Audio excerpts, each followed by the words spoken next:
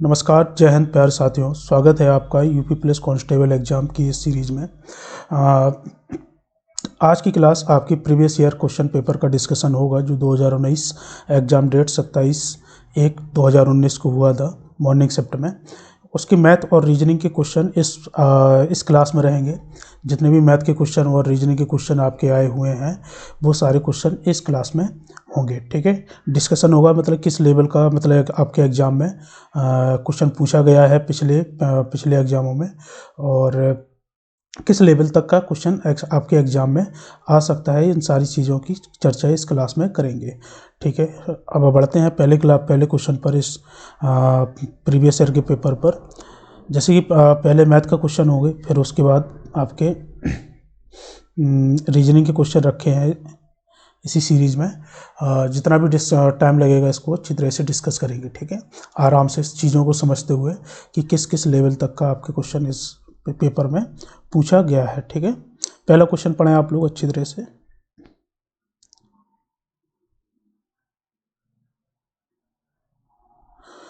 तो लिखा हुआ है कि किसी वृत्त का व्यास दोगुना किया जाता है तो उसका क्षेत्रफल कितना बढ़ जाता है, आपको ये फाइंड करना है।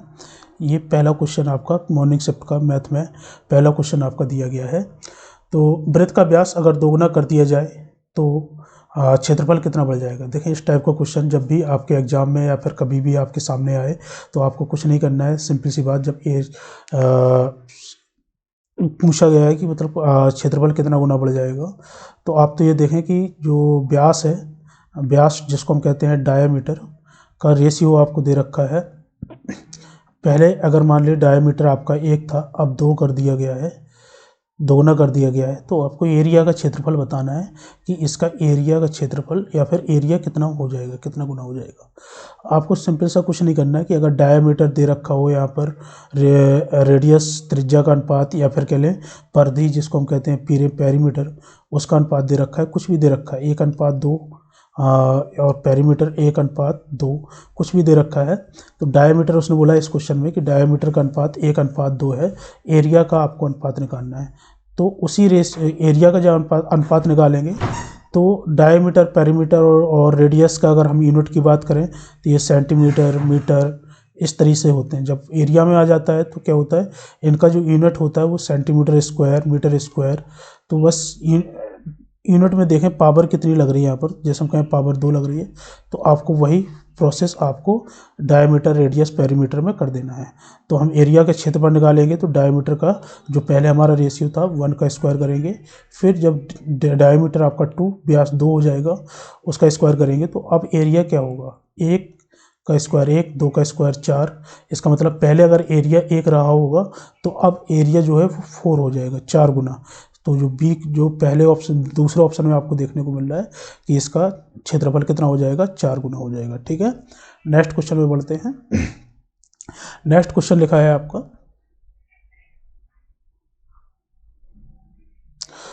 एक्स के बैंक के खाते में रुपए 86.54 रुपये शेष हैं और इतना रुपए उसके बैंक में खाते में अभी है, अवेलेबल है। उसने 55.31 रुपये जमा करने और फिर 84.33 रुपये निकासी के बाद बताएं कि शेष राशि उसकी क्या बचेगी। तो आप तो सिंपल सी बात करना है कि मतलब आप पहले उसके बैंक में 86.54 रुपये है, फिर उसके बाद उसने 55.31 रुपये जमा किया, उसके बाद निकाला कितना आपका 84.33, मतलब इसको माइनस करना पड़ेगा। जो हमने निकाल लिया वो माइनस करेंगे, जो जमा किया वो प्लस करेंगे। इसका मतलब इसमें हम ये प्लस करके इसको माइनस करेंगे, या फिर डायरेक्ट आप सीधा पहले इसको माइनस कर लें, फिर जो बचेगा शेष उसमें 55.31 में माइनस कर लेंगे। तो 54 में से 33 गया तो ये बचेगा आपका कितना, 1 और 2 दशमलव, और इसी के बाद 86 में से 84 गया तो 2 बचा, मतलब और 55 उसने जमा किया था 55.31 रुपये। दोनों को जोड़ेंगे 5.7 57.52 यहाँ पर उसके रुपए में शेष रहेगा। ठीक है, पहले ऑप्शन में देखने को मिल रहा है। ऐसे ही सिंपल क्वेश्चन आपके एग्जाम में आएंगे, कुछ ज़्यादा खास नहीं, बिल्कुल बेसिक लेवल का हमने बताया आपको क्वेश्चन। बेसिक लेवल या लेवल 1 के क्वेश्चन, उससे थोड़ा ऊपर उठ के क्वेश्चन आ सकता है, इससे ज़्यादा ऊपर आपके क्वेश्चन नहीं जाएंगे। एक संख्या को उसने बोला क्वेश्चन को अच्छी तरह से पढ़ें। एक संख्या को 3003 से गुणा किया गया है, उसके बाद 7, 11, 13 के लघुत्तम समावर्तक एलसीएम, इनका एलसीएम लेने के द्वारा विभाजित किया गया है, फिर स्वयं से विभाजित किया जाता है, तो परिणाम ज्ञात करें कि परिणाम क्या होगा। कोई भी संख्या आप मान लें, यहाँ पर कोई भी एक्स वाई जेड आपके मन में जो भी अल्फ़ाबेट नज़र याद आ रहा है वो तुरंत मान लें। जैसे कि कोई संख्या हमने ए मान ली, ए में उसने क्या किया, 3003 का मल्टीप्लाई किया पहले, फिर 7, 11 और 13 का एलसीएम निकाला। 7, 11, 13 जब यहाँ पर अभाज्य संख्या है तो इनका एलसीएम सीधा मल्टीप्लाई कर दें, 7, 11 मल्टीप्लाई 13, इनसे डिवाइड किया, विभाजित किया, फिर स्वयं से विभाजित किया। तो ये संख्या कितनी बार मतलब यहाँ पर परिणाम क्या आएगा, इसको भाग देने पर क्या आएगा, मतलब स्वयं संख्या यहाँ पर आ गई। ये से तो ये कटेगा, 7 से भाग करें यहाँ पर, तो पहले हम 13 से भाग करके देख लेते हैं, 7 से, तो 7 चौके 28, 2 रहेगा, 7 दूनी 14, 6 रहेगा, 7 नम 63, 9 बार जाएगा। इसी प्रकार से 11 से डिवाइड कर दें तो 11 ती 33, 11 नाम 99 और 13 से डिवाइड करेंगे 39, तो ये 3 बार डिवाइड जाएगा। ठीक है, इसका जो आंसर आएगा निकल के वो 3, जो कि सी ऑप्शन में देखने को मिल रहा है। नेक्स्ट क्वेश्चन में बढ़ेंगे। सिंपल से क्वेश्चन आते हैं, कुछ बस लैंग्वेज बेस पर ही क्वेश्चन होते हैं। जैसा लैंग्वेज बोलता है, क्वेश्चन जैसे बोलता जाए आपको वही स्टेप फॉलो करते जाना है आपको, और कुछ नहीं करना है। 3 को यहाँ पर लिखा हुआ है कि 10x प्लस 5 और इनका अनुपात दे रखा है 42x माइनस प्लस 8 का जो अनुपात दे रखा है 5:8 के अनुपात का 3 गुना अनुपात है। 3 गुना यहाँ पर नहीं लिखा है, यहाँ पर जब इसका हम 3 गुना अनुपात है तो एक्स क्यू का मान आपको फाइंड करना है कि एक्स क्यू कितना हो जाएगा। 3 गुना, तो हम यहाँ पर घात को क्या कर देंगे, 3 घात लगा लेंगे यहाँ पर। 3 गुना अनुपात, यहाँ पर लैंग्वेज गलत लिखी है, ये क्वेश्चन यहाँ पर कुछ और होना चाहिए, इसका क्यूब होगा। ठीक है, तो क्यूब करेंगे और x की वैल्यू निकालेंगे, x की वैल्यू निकाल के यहाँ पर उसका क्यूब करेंगे तो आंसर निकाल देंगे। क्रॉस मल्टीप्लाई कर, यहाँ पर क्यूब निकाल के यहाँ पर मल्टीप्लाई करें, क्रॉस मल्टीप्लाई कर दें। 8 का क्यूब कितना हो जाएगा, जैसे 125 डिवाइडेड बाई 8 का क्यूब होता है आपका 512 मल्टीप्लाई करें यहाँ पर, तो 512 0 x प्लस 5 का मल्टीप्लाई 12 पंचे 60 और 5 5 25, ये हो जाएगा 25 60 इज इक्वल टू 125 का मल्टीप्लाई 42 में करना है हमें, तो 42 पंचे होता है आपका 210 और 42 दूनी 48, 48 और 21 जोड़ेंगे तो बनेगा आपका 42 और 21 जोड़ेंगे तो नहीं, 42 दूनी 84, 84 में 21 जोड़ेंगे तो 105 बनेगा, 10 हासिल। और इसी के बाद 42 से कम 42, 42 और 10 52 x और 8 का मल्टीप्लाई 125 में करेंगे तो ये 25 अट्ठे 200, 2 हासिल है कि 8 एकम 8 और 2 1000 हो जाएगा। ठीक है, 1000 को इस साइड लाएं और इसको इस साइड लाएं तो हम देखेंगे कि 5120, 5250 से माइनस करेंगे तो बचेगा आपका कितना, 130 x इज इक्वल टू, और 2560 में से हम 1000 माइनस करेंगे तो ये बचेगा आपका कितना, 1560। डिवाइड कर दें, 0 से 0 गया आपका, और 13 से काटेंगे, 13 13 दूनी 26, x का मान 12 निकल के आएगा और 12 की घात 3 का मान होता है आपका 17 28, जो कि 3 ऑप्शन में देखने को मिल रहा है। तो 12 का क्यूब करेंगे, जो वैल्यू होती है 17 28, तीसरे ऑप्शन में देखने को मिल जाएगा। ठीक है, नेक्स्ट क्वेश्चन में बढ़ेंगे। नेक्स्ट क्वेश्चन आपको लिखा है 40 के वर्ग का चौथाई का 40% का चौथाई भाग ज्ञात करना है। पहले हम 40 का वर्ग निकालेंगे। 40 का वर्ग कितना होता है, 40 के वर्ग के 40% मतलब 40% का चौथाई भाग ज्ञात करना है। तो 40 का स्क्वायर का 40% का 1/4 भाग आपको फाइंड करना है। ये क्वेश्चन की लैंग्वेज है। हम इसको डायरेक्ट भी कर सकते थे, लेकिन आपको समझने के लिए, आपके इस थोड़ा समझ में आ जाए, इसलिए हमने इस तरीके से इसको लिखा है। ठीक है, तो 40 का स्क्वायर होता है 1600, और 40% को 2/5 लिखते हैं फ्रैक्शन में, मल्टीप्लाई 1/4, इसका 4/4 भाग और निकालना है। ठीक है, 5 के 20 से अगर इसको सिंप्लीफाई किया तो ये जो कितने बार जाएगा आपका 8 बार,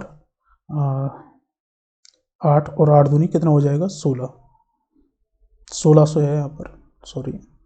तो ये 80 बार जाएगा, 80 का मल्टीप्लाई 2 में करेंगे तो 160 निकल के आएगा, जो कि सी ऑप्शन में देखने को मिल रहा है। ठीक है, नेक्स्ट क्वेश्चन पढ़ लें जब तक। यदि बिक्री मूल्य 3 गुना किया जाए तो लाभ 5 गुना हो जाता है, लाभ ज्ञात करें। किसी भी वस्तु का विक्रय मूल्य यहाँ से 3 गुना किया जा रहा है। पहले हम मान लेते हैं कि विक्रय मूल्य कितना है, SP1 को मानेंगे हम 100, ये 100 था। अब SP2 विक्रय मूल्य को 3 गुना किया जा रहा है, इसका मतलब 300 किया कर दिया जा रहा है। तो पहले जो हमारा प्रॉफिट हो रहा था, जो लाभ हो रहा था, वो लाभ 5 गुना हो जाता है। अगर हम लाभ को पहले यहाँ पर मान लेते हैं कि 1 लाभ हो रहा है, तो बाद में कितना लाभ हो जाएगा, 5 लाभ हो जाएगा। ठीक है, उसने बोला लाभ परसेंटेज ज्ञात करना है, कि लाभ परसेंटेज, क्योंकि ऑप्शन में सारे परसेंटेज लगे हैं, तो लाभ प्रतिशत ज्ञात करें कि कितना हो जाएगा। तो लाभ प्रतिशत तभी निकाल पाएंगे हम, या फिर प्रॉफिट परसेंटेज या फिर लॉस परसेंटेज, कुछ भी होगा तभी हम निकाल पाएंगे जब हमें क्या पता हो, CP पता हो, इसका कॉस्ट प्राइस या फिर क्रय मूल्य इसका पता हो। क्योंकि क्या होता है, इन हमेशा प्रॉफिट और लॉस जो होता है वो CP पर कैलकुलेट किया जाता है। तो इसके लिए हमें CP मालूम होना चाहिए। तो कोशिश करेंगे हम इसका CP निकालने का। सबसे पहले फर्स्ट ऑफ ऑल हमारा काम होना चाहिए क्रय मूल्य निकालना। तो हम देखेंगे कि अगर विक्रय मूल्य में कितने की वृद्धि हुई है। अगर हम कहें 100 से अगर ये 300 हुआ है, तो 200 में विक्रय मूल्य में 200 रुपये की वृद्धि की गई है। तो प्रॉफिट में देखा जाए तो कितने की वृद्धि हो जाएगी। तो हम देख रहे हैं 4 रेशियो का प्रॉफिट यहाँ पर इंक्रीज हो रहा है। तो जितना 4 प्रॉफिट का रेशियो इंक्रीज हो रहा है, यहाँ पर 200 रुपये आपके इंक्रीज हो रहे हैं विक्रय मूल्य में। तो ये 4 रेशियो कितने के बराबर रखेंगे हम, 200 के, जो कि हमें एक रेशियो को मान निकाल के बताएगा कितना है, 50 है। अगर हम एक रेशियो को मान निकाल लिया 50 है, इसका मतलब हमें पहले 50 का प्रॉफिट हो रहा था, और बाद में हमें कितने का प्रॉफिट होगा, 250 पर, जब हम कितने पर बेचेंगे, 300 पर, और जब हम 100 पर बेचेंगे तो 50 रुपये का प्रॉफिट। अब प्रॉफिट को हम माइनस करेंगे विक्रय मूल्य से, तो क्रय मूल्य निकल के आएगा। तो ये 50 रुपये जो हम निकाले हैं, ये क्या होगा, क्रय मूल्य होगा। ठीक है, अब क्रय मूल्य हमने फाइंड कर लिया। इस टाइप का क्वेश्चन ये तो थोड़ा सिंपल पड़ गया आपके लिए, लेकिन अगर हम कहें क्रय मूल्य निकालना है हमें, तो यहाँ पर कितना हो जाएगा, 50, और प्रॉफिट परसेंटेज बताना है। प्रॉफिट परसेंटेज क्या हुआ, तो जो पहले प्रॉफिट परसेंटेज हमें मिल रहा है वही हम फाइंड कर लेंगे। क्योंकि ये तो कंडीशन दे रखी है कि विक्रय मूल्य 3 गुना किया जाए, तो ये कंडीशन हो गई इधर पर। लेकिन प्रॉफिट हमारे एक्चुअल में कितना हो रहा था, एक रेशियो, जिसका मान कितना है, 50। तो हमारा 50 का कितना परसेंटेज है, तो हम बताएंगे 100%। सीधा डायरेक्ट आंसर देंगे कि 100% आपका क्या है, ये प्रॉफिट हुआ है हमें इस प्रोसेस में। ठीक है, इसी प्रकार से नेक्स्ट क्वेश्चन पे बढ़ेंगे। एक क्वेश्चन लिखा हुआ है, पढ़ें आप लोग अच्छी तरह से। पहले क्वेश्चन को अच्छी तरह से पढ़ा करें, क्योंकि क्या होता है, बहुत सारे स्टूडेंट क्वेश्चन को पढ़ते नहीं हैं, सीधा पेन उठाया, पहली लाइन से पढ़ना स्टार्ट, मतलब यहाँ पर पढ़ा और पेन चलाना स्टार्ट कर दिया। क्वेश्चन को पहले पढ़ा करें, सोचा करें कि मतलब यहाँ पर आगे क्या क्या स्टेप होने वाले हैं इस क्वेश्चन में। लिखा है एक्स 42,000 रुपये में एक स्कूटर खरीदता है, 60,000 रुपये खर्च करता है उस पर मरम्मत में, और स्कूटर को 54,000 रुपये में बेचता है, तो उसका लाभ प्रतिशत ज्ञात करें। तो हम देखेंगे कि इधर पर कि जो एक्स व्यक्ति है, कोई भी व्यक्ति है, इसको ये मतलब स्कूटर जब इस बेचने जा रहा था, तब इसने कितना कॉस्ट इस स्कूटर पर लगाया, पहले हम वो फाइंड कर लेंगे कि क्रय इसको कितने का स्कूटर एक्स व्यक्ति को मिला है, पड़ा है ये। तो देखा जाए तो एक्स के लिए जो CP है वो है आपका 42,000 प्लस 6,000 रुपये, क्योंकि 6,000 रुपये उसने खर्चा किया है। दोनों को प्लस करेंगे तो ये निकल के आएगा आपका 48,000 रुपये का। और SP देखा जाए तो उसने बेचा है इसको कितने में, 54,000 में। अब रेशियो निकाल दें, कुछ भी निकाल दें आप, तो रुपए में भी निकाल सकते हैं कि हमने कितना प्रॉफिट लिया यहाँ से। तो हम देख रहे हैं प्रॉफिट 6,000 रुपये का हमें प्रॉफिट हुआ है, और 6,000 रुपये का प्रॉफिट कहाँ से, 48,000, क्योंकि क्रय मूल्य क्या है आपका, ये सीपी। पिछले क्वेश्चन में हमने आपको बताया कि हमेशा जो प्रॉफिट परसेंटेज होता है या फिर लॉस परसेंटेज होता है, ये दोनों हमेशा कहाँ पर कैलकुलेट किए जाते हैं, हमेशा सीपी पर कैलकुलेट किए जाते हैं। तो बटे में हमेशा क्या आएगा, सीपी। परसेंटेज निकालते समय हमेशा 100 का मल्टीप्लाई करें, सिंप्लीफाई कर दें, तो ये 6 से आपका 48, 6 8 बार जाएगा। जब 8 को डिवाइड करेंगे 100 में, तो 1/8 का फ्रैक्शन सीधा आपको पता होना चाहिए, परसेंटेज कितना बनता है, 12.5% बनेगा। जब डिवाइड करेंगे 8 का 100 में, तो 12.5% आ जाएगा। ये छोटी छोटी चीज़ें आपको आनी चाहिए, नहीं आती हैं तो थोड़ा आपने प्रैक्टिस कम किया है, और जिनको आती हैं थोड़ा उन्होंने प्रैक्टिस को सिंसियरली लिया है, इसलिए सारी चीज़ें, क्योंकि ये आंसर छोटे छोटे चीज़ों के लिए आप मतलब यहाँ पर डिवाइड करने जाएँ, टेबल पढ़ने जाएंगे तो बहुत टाइम लगेगा। और हमने बताया कि एग्ज़ाम सिर्फ सब कुछ आने से ही नहीं निकलता है, एग्ज़ाम निकलता है आपका बहुत सारी चीज़ों से, जैसे कि हम कहें कि आपको टाइम मैनेजमेंट भी आना चाहिए, कि टाइम को कैसे मैनेज करना हमें, और टाइम के साथ साथ में, और आपको बहुत सारी चीज़ें, आपके कॉन्सेप्ट क्लियर होने चाहिए, जितने भी मैथ रीजनिंग के कॉन्सेप्ट हैं, और ये सारी चीज़ें क्लियर होंगी, क्योंकि यही सारी चीज़ें क्या होती हैं, आपको टाइम बचाती हैं। अब टाइम मैनेजमेंट में अगर हम बात करें कि हमें कौन से क्वेश्चन पर टाइम देना है, मतलब यहाँ पर क्वेश्चन पर टाइम देना है, कौन से क्वेश्चन पर टाइम नहीं देना है, ये सारी चीज़ें हमें अच्छी तरह से समझ लेनी चाहिए कब जब हम तैयारी करते हैं। क्वेश्चन में लिखा है, नेक्स्ट क्वेश्चन को अच्छी तरह से पढ़ें। रुपये 110 लागत वाली एक वस्तु को 104.5 रुपये में बेची गई है, तो कितनी छूट की पेशकश की गई है, आपको ये फाइंड करना है। और एक लागत वाली वस्तु को यहाँ पर कितना 104.5 रुपये में बेचा गया है, तो आप तो ये देखें कि 110 रुपये वाली वस्तु को 104.5 में बेचा जा रहा है, तो हमने कितना रुपए कम किया है यहाँ पर, तो हम देखें जब माइनस करेंगे तो 5.5 रुपये हमने इसमें डिस्काउंट दिया है या फिर कम करके दिया है, वही छूट हमारी कहलाएगी, तो ये डिस्काउंट परसेंटेज कहलाएगा। ठीक है, 5.5 अपॉन में, और 110 पर दिया गया है, क्योंकि 110 से हमने यहाँ पर चेक किया है इसको कि 5.5 हमने डिस्काउंट किया है 110 से, और परसेंटेज बताना है 100 का मल्टीप्लाई, तो परसेंटेज से तो दशमलव से तो एक जीरो हटा ही दें, एक नीचे वाला जीरो तो ये भी हटेगा, 11 से 55 ये 5 टाइम्स जाएगा, तो आंसर जो निकल के आएगा वो 5%, जो कि बी ऑप्शन में देखने को मिल रहा है। ठीक है, अगले क्वेश्चन पर कंपाउंड इंटरेस्ट से क्वेश्चन है, देखा जाए क्वेश्चन पढ़ें अच्छी तरह से।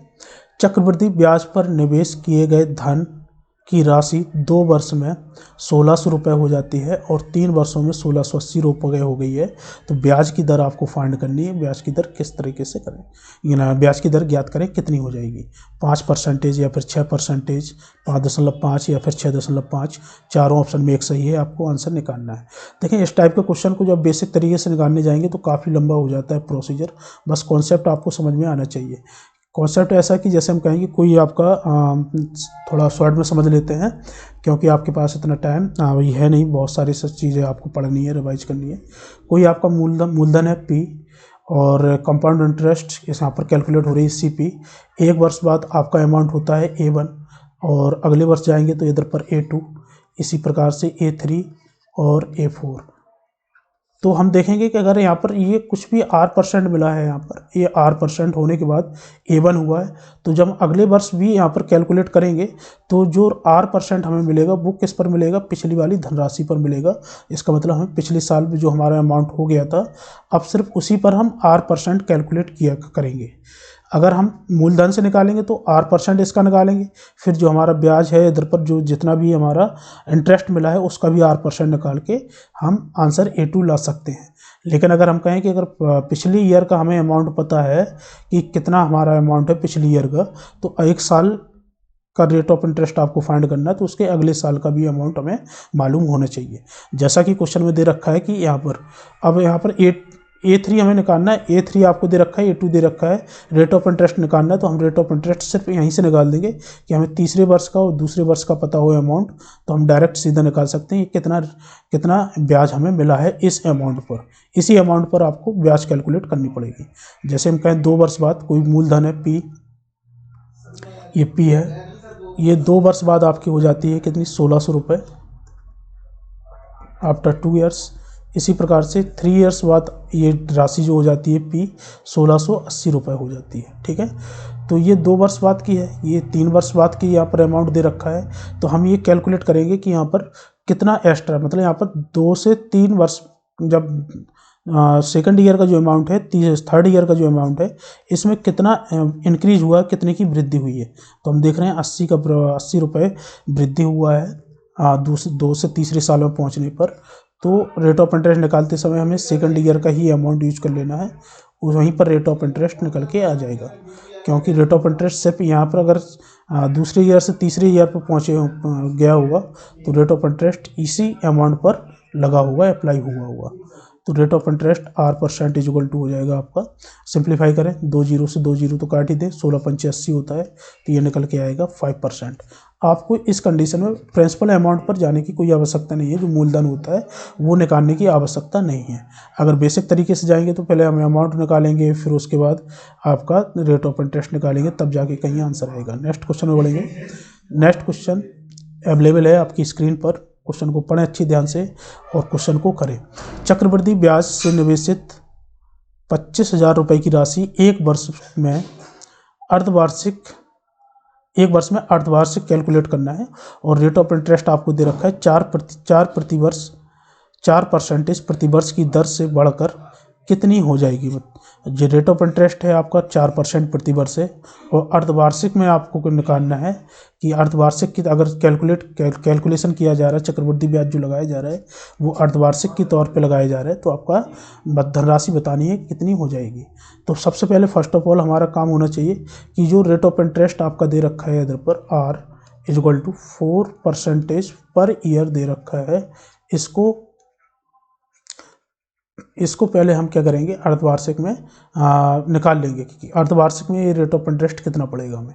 अगर हम कहें कि R कुछ भी मान ले, कैपिटल R मान लेते हैं, तो ये अर्धवार्षिक में जाएगा। तो हम एक वर्ष में 2 अर्धवार्षिक होती हैं, तो जितनी अर्धवार्षिक होती हैं उतना ही डिवाइड कर देंगे हम रेट ऑफ इंटरेस्ट में, तो हमें एक अर्धवार्षिक का रेट ऑफ इंटरेस्ट निकल के आ जाएगा।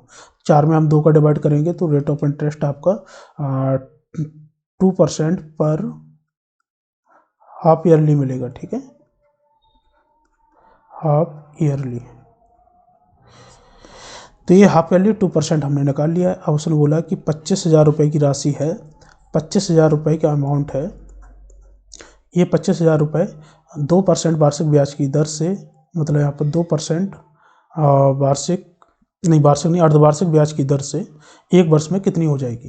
तो और एक अर्धवार्षिक में निकालेंगे इसका 2% से सीधा डायरेक्ट निकाल दें। एक 50 का भाग दे दें, 50 का 5 से 5 बार 0 हटेगा, तो ये एक अर्धवार्षिक में आपको 500 रुपये मिलेगा। ठीक है, एक अर्धवार्षिक में 500 रुपये मिलेगा। फिर दूसरे अर्धवार्षिक में जाएंगे तो इस पर तो अमाउंट मिलेगा ही हमारा, तो ये 500 रुपये और दूसरी अर्धवार्षिक में मिलेगा। लेकिन इस 500 पर भी हमें कितना 2% हमें देना पड़ेगा, जो कि बनेगा आपका कितना 10 रुपये। तो ये 10 रुपये होगा। टोटल अमाउंट हम क्या कर लेंगे, प्लस कर लेंगे।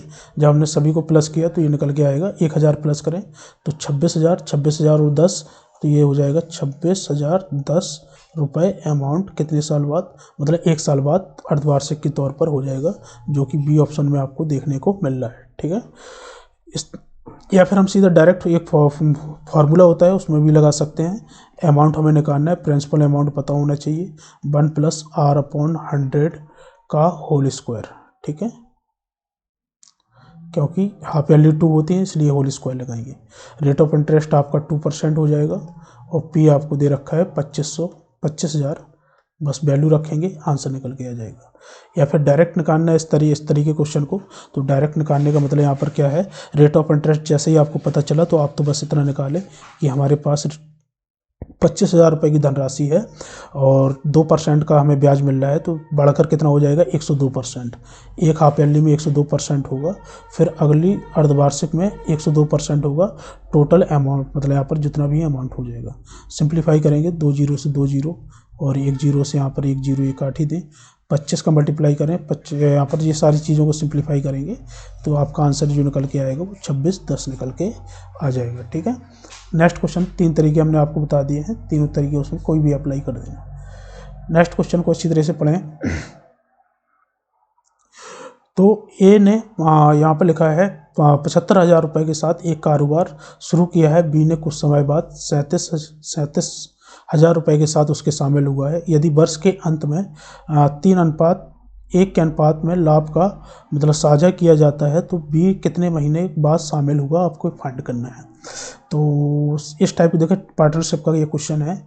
आपको इस टाइप के क्वेश्चन का जो होता है कि सिंपल सा कॉन्सेप्ट होता है कि जिस राशि में अमाउंट इन्वेस्टमेंट किया जा रहा है ए और बी के द्वारा, जैसे अमाउंट यहाँ पर देखा जाए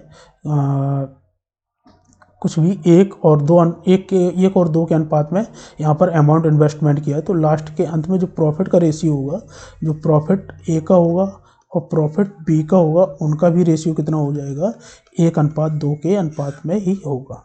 ठीक है। जिस अनुपात में यहाँ पर रुपए इन्वेस्टमेंट, उसी अनुपात में प्रॉफिट का डिवाइडेशन ये होगा। ठीक है, साझेदारी वाली चैप्टर में। तो उसने बोला कि ए ने 75,000 रुपये लगाया, 75,000 रुपये ए का है, और बी यहाँ पर आया उसने कितना 37,000, यहाँ पर एक थोड़ा मिस्टेक है, इसको 37,500 कर लेना, 37,500। ठीक है, इसने 37,500 रुपये लगाया है ये और शामिल हुआ। लेकिन यहाँ पर देखा जाए क्वेश्चन को पढ़ें, यदि वर्ष के अंत में, क्योंकि हमें टाइम पीरियड पता होना चाहिए कितने टाइम पीरियड के लिए यहाँ पर इनकी राशि इन्वेस्टमेंट है। तो ए ने देखा इधर पर कि ए ने तो शुरुआत किया कारोबार और वर्ष के अंत में अपना प्रॉफिट निकाला, इसका मतलब ए ने अपना टोटल अमाउंट टोटल 12 महीने तक के लिए इन्वेस्ट किया इसने। ठीक है। लेकिन बी जो है वो 37,500 रुपये लेकर बीच में आ रहा था व्यापार में, जो भी कारोबार है उस बीच में आ रहा था, वो कितने समय बाद आ रहा है, मान लेते हैं कि इधर पर उसने, अब जितने समय बाद आ रहा है वो हमें पता नहीं है, लेकिन हम ये मान सकते हैं कि एक्स जो है इतने टाइम पीरियड तक, इतने महीने तक उसने अपनी राशि को कारोबार में इन्वेस्ट रखा। ठीक है, तो एक्स मान लिया, और इनका अनुपात आपको दे रखा है 3:1 के बराबर है। अब सिंप्लीफाई कर लेंगे तो सिंप्लीफाई करिए, 2 जीरो से तो आपके 2 जीरो ये काट ही दें, 1 जीरो 2 जीरो 2 जीरो तो ये कट ही जाएगा, और इसी प्रकार से और सिंप्लीफाई करें तो देखा जाए 75 से काट रहा है तो कितनी बार 5 से कट जाएगा, ये आपका बचेगा कितना 75 से 10 बार तो जाएगा ही, 75 से ये 5 बार, 5 से काटें तो ये कितनी बार 2 बार। ठीक है, तो ए मल्टीप्लाई यहाँ पर ए का मल्टीप्लाई 2 में करें डिवाइडेड बाई बी, यहाँ पर रेशियो कितना बचा है एक्स, तो बी का मल्टीप्लाई एक्स में इज इक्वल टू कितने के बराबर 3:1 के बराबर होगा। ठीक है, एक्स क्रॉस मल्टीप्लाई करते हैं, आंसर निकाल देंगे यहाँ से। कुछ गलत हो रहा है क्या? ए ने जो राशि इन्वेस्टमेंट किया अपनी कितनी, ए ने 75,000 रुपये की राशि 12 महीने के लिए, और इसने 37,500 रुपये एक्स महीने के लिए इन्वेस्टमेंट किया, तब जाके यहाँ पर 3:1 निकल के आया। ठीक है, और सिंप्लीफाई करेंगे तो ये 2 बार जाएगा, और 3 से ये 4 बार जाएगा, ये मल्टीप्लाई गलत कर दिया यहाँ पर। ठीक है, 3 से 4 बार, तो एक्स का हम निकालेंगे टाइम पीरियड क्रॉस मल्टीप्लाई करके, ये 4 है, मल्टीप्लाई करें यहाँ पर एक्स का, यहाँ पर एक्स इज इक्वल टू 4 का मल्टीप्लाई 2 में ये 8 टाइम्स जाएगा। इसका मतलब इसने कितने महीने आपका अपनी राशि इन्वेस्टमेंट की, 8 महीने के लिए इन्वेस्टमेंट थी इसकी राशि, लेकिन अगर हम कहें 12 महीने टोटल इन्वेस्टमेंट रहा है इस कारोबार का, जो कारोबार टाइम पीरियड रहा है वो 12 महीने, इसका मतलब 4 महीने इसने 4 महीने बाद ये व्यापार में शामिल होगा। तो 12 में से 8 माइनस कर लेंगे तो बचेगा आपका 4 मंथ आफ्टर 4 मंथ ये क्या करता है, कारोबार में शामिल होता है। ठीक है, ये 8 महीने तो हमने क्या निकाला, वो टाइम पीरियड जिस टाइम पीरियड के लिए इसकी राशि इन्वेस्ट रही है इस कारोबार में। क्वेश्चन हमसे जो पूछा गया है वो क्या है कि बी ने कितने महीने बाद शामिल हुआ है इधर। ठीक है, तो 4 महीने हम निकाल लेंगे इस तरीके से। नेक्स्ट क्वेश्चन, एक छात्र के अंक 68 के बजाय 88 के रूप में दर्ज किया गया है। इस कारण से कक्षा का औसत 0.5 बढ़ गया है। तो कक्षा में छात्रों की संख्या क्या होगी, आपको ये फाइंड करनी है। अगर हम कहें कि पहले बताएं कि यहाँ पर अंक में कितने की वृद्धि हुई है, टोटल जो लिखा गया है वो कितना लिखा गया है वृद्धि करके, 68 माइनस करेंगे 88 में से, तो हम देख रहे हैं कि नंबरों में जो है वो 20 नंबर बढ़ाए गए हैं। इसके छात्र के, एक छात्र के, इस छात्र के जो भी कोई छात्र है उसमें 20 नंबरों का इजाफा हुआ है, जिसकी वजह से क्या हुआ कि 0.5 औसत अंक बढ़ चुका है। अब कितने भी स्टूडेंट हों, हम जैसे कहें A B C D and so on, कितने भी हों, अगर हम कहें 0.5 सभी में इजाफा हुआ है तो सभी को 0.5 औसत सभी को मिला होगा, जो कि कितने के बराबर है, 20 के बराबर है। इन सभी को सम हम करेंगे जब, तो ये कितने स्टूडेंटों का यहाँ पर 0.5 सम करने पर 20 बनेगा, वो हमें फाइंड करना है। तो इस टाइप के क्वेश्चन में आपको सिर्फ कुछ नहीं करना है, वृद्धि देखें कितनी हुई है, यहाँ पर 20 बढ़ा के नंबर लिखा गया है उसका, जिसकी वजह से 0.5 औसत अंक बढ़ गया है। और सिंप्लीफाई करेंगे तो हम देखा जाए तो 0 से यहाँ पर 0 बढ़ा दें, 5 से काटा जाए तो ये 40 निकल के आएगा। इसका मतलब उस कक्षा में टोटल 40 छात्र हैं और 40 छात्रों की संख्या निकल के आ जाएगी। जब हम वृद्धि की गए अंक में औसत अंक का जितना भी वृद्धि औसत अंक है उसका डिवाइड करेंगे तो कुल छात्रों की संख्या निकाल के बता देगा। ठीक है, नेक्स्ट क्वेश्चन, A B से दोगुना कुशल है। अगर हम कहें रेशियो निकाला जाए, A B से मतलब B से दोगुना है तो A और B का रेशियो 2:1 आ जाएगा। इसी प्रकार से देखा जाए, आगे लिखा है B C से 3 गुना कुशल है। B जो है C से 3 गुना कुशल है तो 3:1 निकल के आ जाएगा। ठीक है, इनका रेशियो, ये एफिशिएंसी का रेशियो। अब ABC का रेशियो निकालना है तो हमें B का रेशियो समान करना पड़ेगा। यहाँ पर ये 3 है, यहाँ पर 1 है, इसको समान करने के लिए हम 3 का मल्टीप्लाई यहाँ कर सकते हैं तो ये रेशियो भी बढ़ जाएगा। तो A B और C का डायरेक्ट रेशियो जो निकलेगा वो 6:3:1 निकल के आएगा। ठीक है, ये एफिशिएंसी का रेशियो है। आगे उसने बोला एफिशिएंसी जिसको हम कहते हैं कार्य क्षमता और कार्य करने की क्षमता जिसको कहते हैं। ठीक है, और उसने बोला अकेले C कोई काम 30 दिन में पूरा कर सकता है, तो वे एक साथ मिलकर उस काम को कितने दिनों में पूरा कर सकते हैं, आपको ये फाइंड करना है। तो अगर दिनों की संख्या अगर देखी जाए तो 30 C किसी काम को 30 दिन में कंप्लीट कर रहा है और C की इफिशियंसी कार्य करने की क्षमता जो है वो कितनी है, 1 है। तो 30 दिन में ये कितना काम करेगा, 30 यूनिट काम करेगा। और 30 यूनिट काम करेगा तो वही क्या कहलाएगा, आपका टोटल वर्क कहलाएगा। अब टोटल वर्क कुल कार्य इतना हो गया है। अब उसने बोला A B C तीनों मिलकर इस कार्य को कितने दिनों में करेंगे, जब तीनों काम करने जाएंगे। तो हमें 30 यूनिट काम करना है और A B C की इफिशियंसी कितनी है, एक ही कार्य करने की क्षमता एक दिन में 6 है और B की कितनी है, 3 है। B एक दिन में 3 कर सकता है, C एक दिन में 1 कर सकता है। तो तीनों मिलाकर एक दिन में 10 काम करेंगे। तो ये 30 काम खत्म करने के लिए उनको कितने दिन का समय लगेगा, 3 दिन का समय लगेगा। ठीक है, ये तीसरा आंसर आ जाएगा इसका। नेक्स्ट क्वेश्चन में बढ़ेंगे। नेक्स्ट क्वेश्चन ये आपके सामने प्रेजेंट है। एक हवाई जहाज 250 किलोमीटर प्रति घंटा की गति से 4 घंटे में निश्चित दूरी तय करता है। 1 घंटे 40 मिनट में उसी दूरी को तय करने के लिए उसकी गति क्या होनी चाहिए। तो हम पहले क्या करेंगे, डिस्टेंस निकालेंगे कि डिस्टेंस हमारे पास कितनी है, फिर उसको 1 घंटे 40 मिनट में, 1 घंटे 40 मिनट को घंटे में ही चेंज कर दें क्योंकि किलोमीटर प्रति घंटा सभी की यूनिट डिजिट मतलब यूनिट है। तो घंटे में चेंज करेंगे 40 मिनट को तो 2/3 लिखेंगे। एक सही इसको लिखेंगे 1 सही 2/3 घंटे टोटल टाइम। यहाँ पर इतने टाइम पीरियड पर हमें गति बताने की कितनी गति हो जाएगी। अब पहले डिस्टेंस की बात करें तो डिस्टेंस आपकी हमारी निकल के आ जाएगी। स्पीड सीधा डायरेक्ट लगाएं इसको, स्पीड इक्वल टू होता है डिस्टेंस बाई टाइम। डिस्टेंस यहाँ से कैसे निकल के आएगी, उसने बताया है कि 250 किलोमीटर प्रति घंटा की गति से 4 घंटे में एक निश्चित दूरी तय कर रहा है। तो डिस्टेंस हो जाएगी आपकी 250 मल्टीप्लाई ये 4 डिवाइडेड बाई टाइम आपको दे रखा है कितना, 1 सही 2/3। तो इसको सिंप्लीफाई करें, 3 एकम 3 प्लस 2 5/3। ये 3 ऊपर जाएगा, 5 से पहले सिंप्लीफाई कर ले तो ये 50 बार जाएगा। अब इसका मल्टीप्लाई इसमें करेंगे 200, ये 3 का मल्टीप्लाई भी होगा तो 3 का मल्टीप्लाई करके ये कितना बना देगा, 200 मल्टीप्लाई 3 600 किलोमीटर पर घंटा।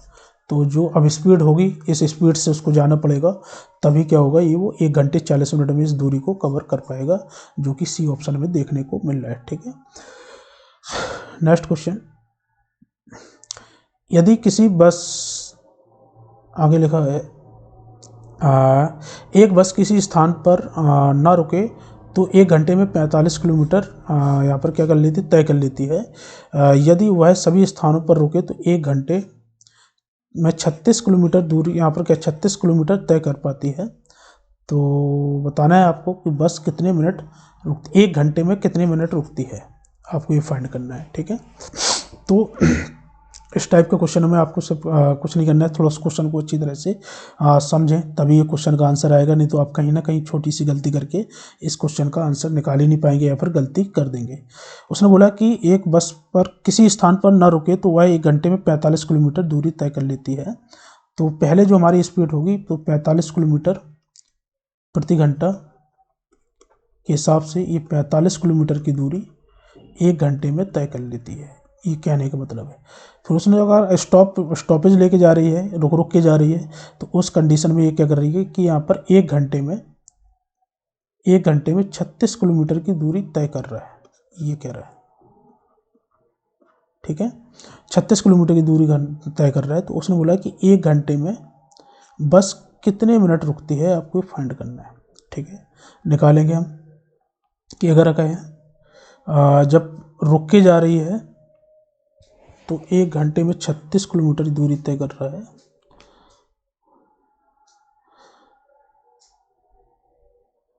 तो ये 45 किलोमीटर प्रति घंटा के हिसाब से कितने मिनट रुकेगी,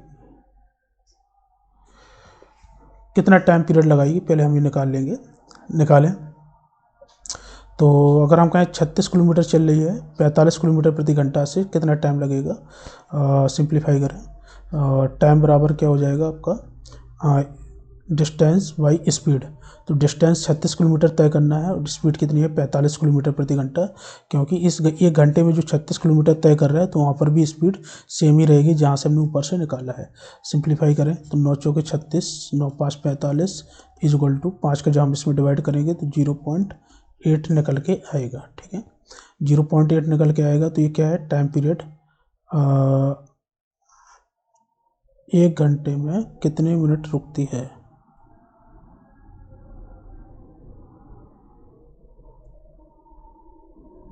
मिनट में चेंज करें इसको, 60 का मल्टीप्लाई किया तो 12 चौके 48, इसका टोटल में, इसका मतलब यहाँ पर क्या है 48 मिनट ये टोटल चलती है। और 1 घंटे में देखा जाए तो 60 मिनट होते हैं, 60 में से हम 48 माइनस कर लेंगे तो कितना निकल के आएगा 12 मिनट। इसका मतलब 12 मिनट ये रुकेगी 1 घंटे में। ठीक है, तो सबसे पहले हमने टाइम पीरियड यहाँ से क्या है स्पीड निकाली कि स्पीड कितनी बनेगी हमारी, तो ये 45 किलोमीटर प्रति घंटा। अब 36 किलोमीटर तय कर रहा है 1 घंटे में, तो 45 के हिसाब से यहाँ पर टाइम पीरियड कितना, यहाँ पर 36 किलोमीटर तय करना है, 45 के हिसाब से कितने मिनट में तय करेगा। तो हम देख रहे हैं 48 मिनट में तय कर लेना चाहिए इसको।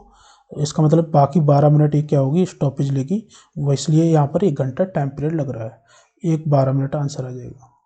ये छोटा क्वेश्चन है लेकिन थोड़ा सोचने वाला क्वेश्चन था कि क्या हो सकता है इसमें आंसर। एक आयत की लंबाई और चौड़ाई का अनुपात 5:6 है। ये लंबाई है, चौड़ाई है का अनुपात 6 है। उस क्षेत्रफल इतना आपको दे रखा है 6750 सेंटीमीटर स्क्वायर। तो आयत की लंबाई और क्षेत्रफल का अनुपात ज्ञात करना है। तो अगर हम कहें अनुपात लंबाई और चौड़ाई का अनुपात 5:6 है, तो लंबाई भी 5x और 6x मान लें, क्योंकि यहाँ पर क्या है, क्षेत्रफल निकाला गया है, इसलिए हमें 5x और 6x में लेना पड़ेगा। दोनों को मल्टीप्लाई, आयत का जो क्षेत्रफल होता है, आयत का क्षेत्रफल लंबाई गुणित चौड़ाई L/B होता है, और लंबाई हमने 5x लिया, चौड़ाई कितनी है 6x है, जो कि आपको दे रखा है 6,750 रुपये की। तो एक्स स्क्वायर इजक्वल टू हो जाएगा, सिंप्लीफाई करें, 6 से डिवाइड कर दें, 6 कम 6, 6 कम 6 और 6 दूनी 12, 6 पंचे 30, फिर 5 से डिवाइड करेंगे, 5 से डिवाइड किया तो 5 दूनी 10, 5 दूनी 10, 5 5 25। एक्स का मान निकाला तो हमने निकल के आया कितना 15। उसने बोला किसका अनुपात निकालना है, हम लंबाई जो कि 5x है, क्योंकि लंबाई पहले हमें दे रखी है। आप लोग थोड़ा क्वेश्चन को अच्छी तरह से देखा, गौर किया करें, कभी कभार ऐसा हो जाता है कि जो लंबा दिखाई दे रहा है उसी को हम लंबाई ले लेते हैं, लेकिन उसने बोला लंबाई चौड़ाई का अनुपात दे रखा है, इसका मतलब लंबाई 5 है, चौड़ाई आपकी 6 है। ठीक है, अब लंबाई की बात करें तो लंबाई का अनुपात निकालना है L, और इसके एरिया का अनुपात निकालना है। लंबाई कितनी हो जाएगी 5x, 5 × 15 अनुपात, और एरिया कितना है आपका ये 6,750, 6,750। सिंप्लीफाई कर दें तो पहले 15 से डिवाइड करेंगे, 15 चौके 60 और 15 चौके 60, 7 रहेगा, 15 5 75, 0। फिर 5 से सिंप्लीफाई करेंगे, 5 एकम 5, 5 नम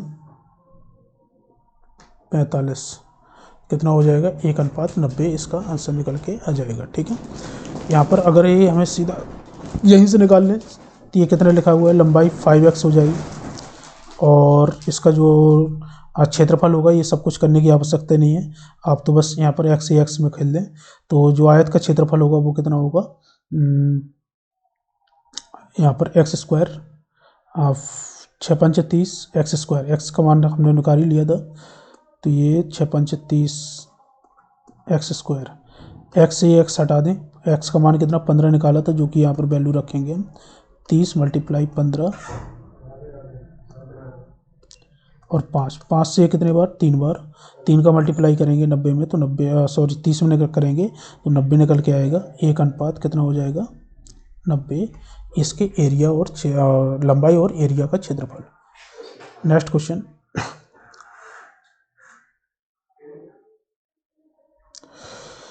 ग्यारह से विभाजित होने वाली सबसे छोटी 4 अंकों की संख्या। तो 11 से विभाजित होने वाली पहले प्रोसेस देखें, इसका वही होता है कि पहले सबसे छोटी संख्या ले लें 1000, सबसे छोटी संख्या 4 अंकों की, 11 का भाग दें, फिर देखें कि इसके रिमाइंडर में कितने की आवश्यकता है, कि जो भी रिमाइंडर आएगा यहाँ पर कितने की आवश्यकता है कि इसको 11 बनाया जा सके, कुछ भी आ जाए यहाँ पर उतना ही 1000 में हम प्लस कर लेंगे, तो निकल के आ जाएगी छोटी छोटी संख्या। जब बड़ी से बड़ी संख्या की बात करेगा यहाँ पर कि हम 11 का भाग दे रहे हैं बड़ी से बड़ी संख्या में, तो 9,999 ये संख्या निकल के आएगा। इसमें से जो भी रिमाइंडर आएगा, रिमाइंडर को हम क्या करेंगे, इसमें से माइनस करेंगे रिमाइंडर को, तो रिमाइंडर निकल के वो संख्या निकल के आ जाएगी बड़ी से बड़ी जो 11 से डिवाइड है। तो ये सारी चीज़ें तो हमें करनी नहीं है, तो आप तो ये करें कि इस क्वेश्चन में देखें, जब ये छोटी संख्या है तो छोटी संख्या के लिए हमें क्या करना पड़ेगा, 11 से विभाजित है, 11 से विभाजित होने के लिए यहाँ पर देखा जाए तो सबसे छोटी संख्या जो होगी आपकी 1001, एक ऐसी संख्या है जो 11 से विभाजित होती है, और 4 अंकों की सबसे छोटी संख्या भी है जो 11 से विभाजित है, और 1001 13 से भी विभाजित होगी, 13 का भाग करके देख लें, तो 13 से भी वही प्रोसेस अपनाएंगे, उस कंडीशन में भी इधर पर 1001 13 से भी निकल के आएगी, 11 से भी डिवाइड है, ये 13 से भी डिवाइड हो जाएगी। अब उसने एक क्वेश्चन को पढ़ें कि क्या लिखा है कि 4 अंकों वाली संख्या के अंकों का योग करेंगे तो 2, और 13 से विभाजित होने वाली सबसे छोटी संख्या, छोटी 4 अंकों वाली संख्या के अंकों का योग, इसका भी अंकों का योग 2 है, का गुणनफल ज्ञात करना है। गुणनफल कर दें, 2 × 2 करेंगे तो कितना आएगा 4, जो कि सी ऑप्शन में देखने को मिल रहा है। नेक्स्ट क्वेश्चन में बढ़ेंगे, 13 से विभाजित होने वाली 3 अंक,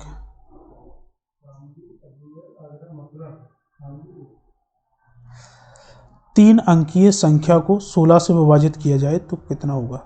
सबसे छोटी संख्या 13 का टेबल पढ़ दें इधर पर, तो 13 अट्ठे 104 होता है। 104 3 अंकों की सबसे छोटी संख्या जो 13 से डिवाइड होगी। और उसने बोला 16 से डिवाइड करने पर इसमें कितना शेषफल आएगा, तो निकाल दें। 16 छक्का 96, 16 6 96, 96 माइनस कर दें तो 96 माइनस करेंगे ये निकल के आएगा आपका 8।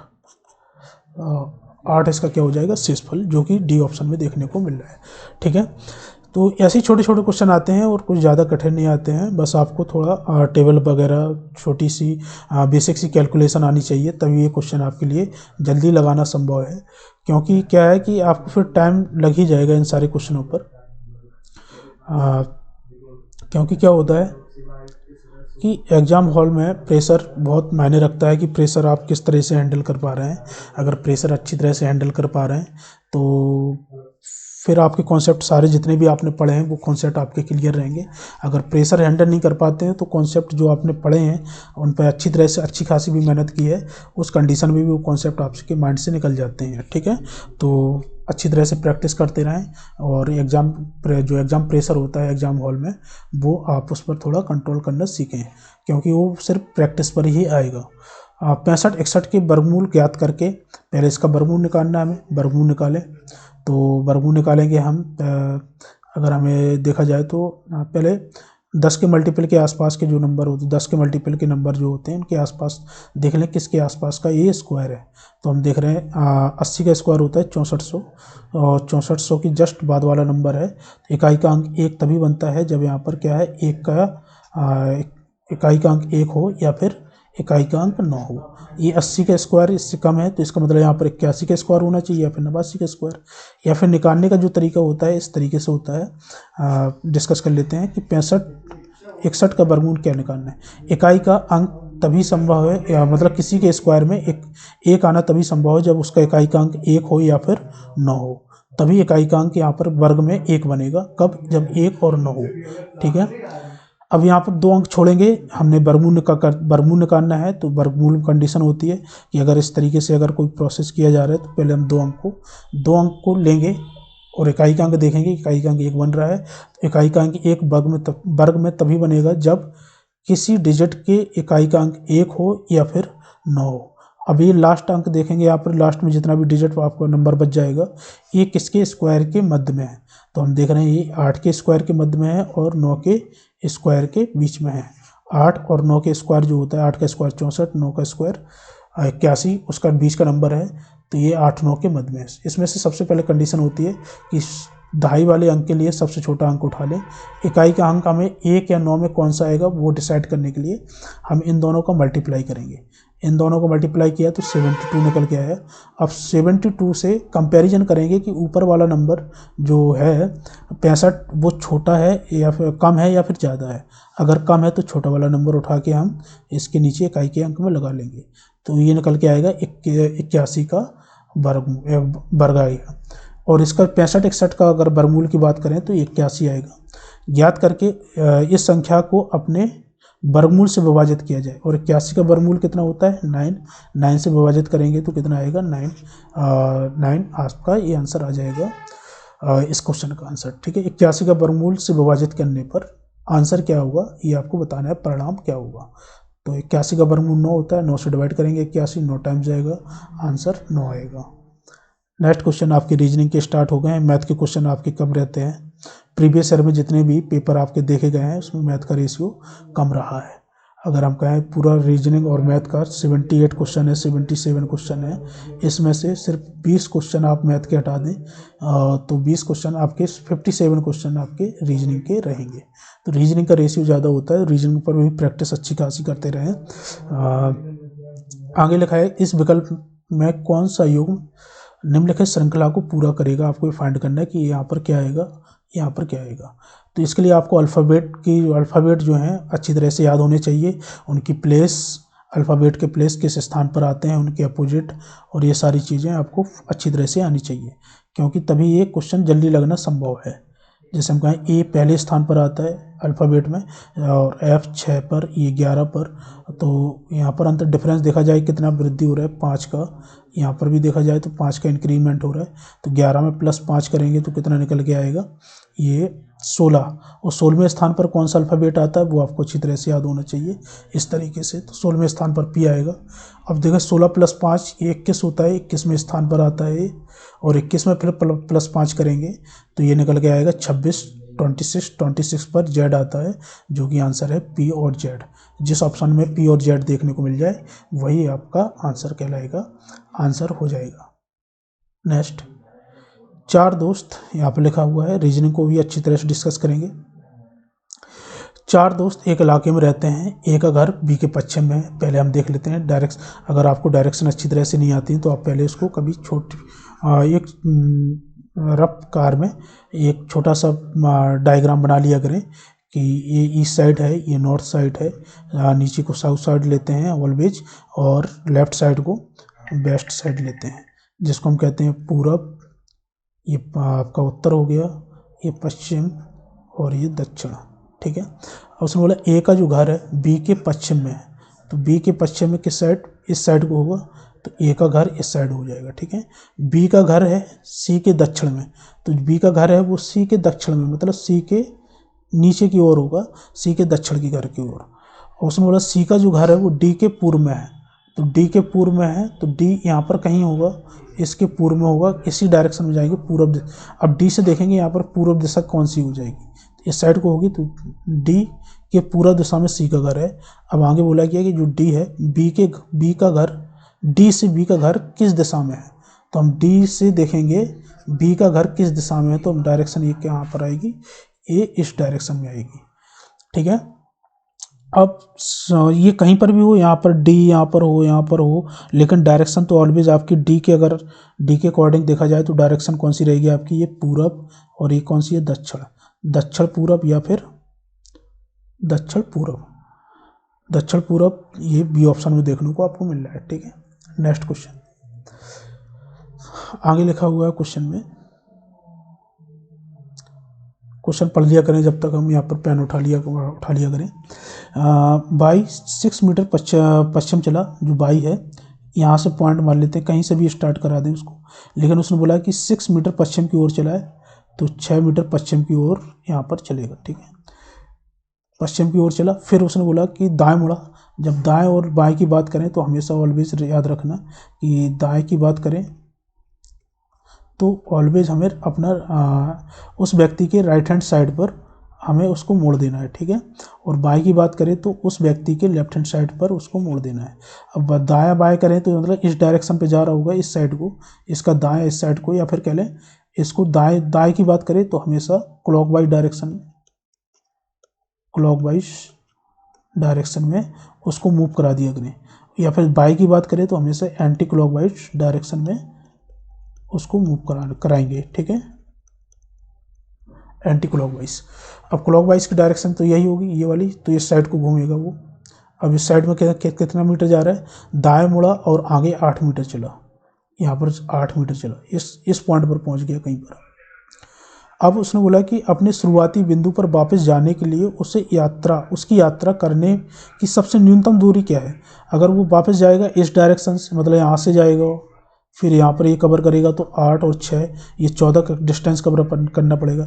या फिर हम कहते हैं एक रास्ता आपका ये भी बन सकता है, यहाँ पर इस पॉइंट से हम सीधा डायरेक्ट इस पॉइंट पर आ जाएं इस तरीके से। तो ये भी आपका क्या न्यूनतम, यही आपका क्या कहलाता है, सबसे छोटी दूरी या फिर न्यूनतम डिस्टेंस कहलाती है।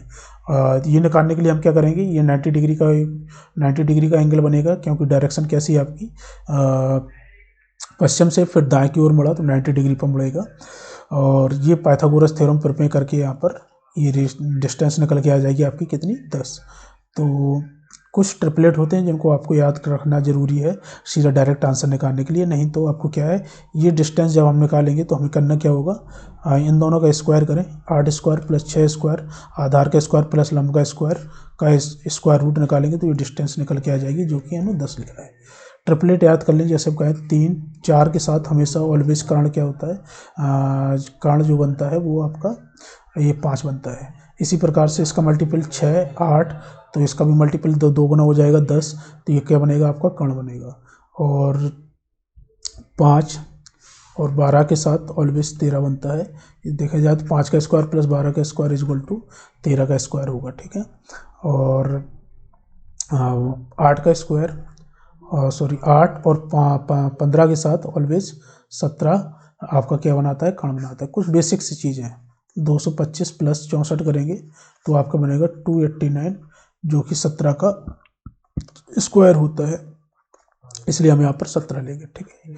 ये ट्रिपलेट आप बेसिक से ट्रिपलेट आप याद रख लें, ये आपके क्या बहुत सारी हेल्प करेगा आपका मैथ और रीजनिंग दोनों में। नेक्स्ट क्वेश्चन पे बढ़ेंगे। उसने बोला कि ए का गांव बी के गांव के पश्चिम में है, जो गांव सी के दक्षिण में है।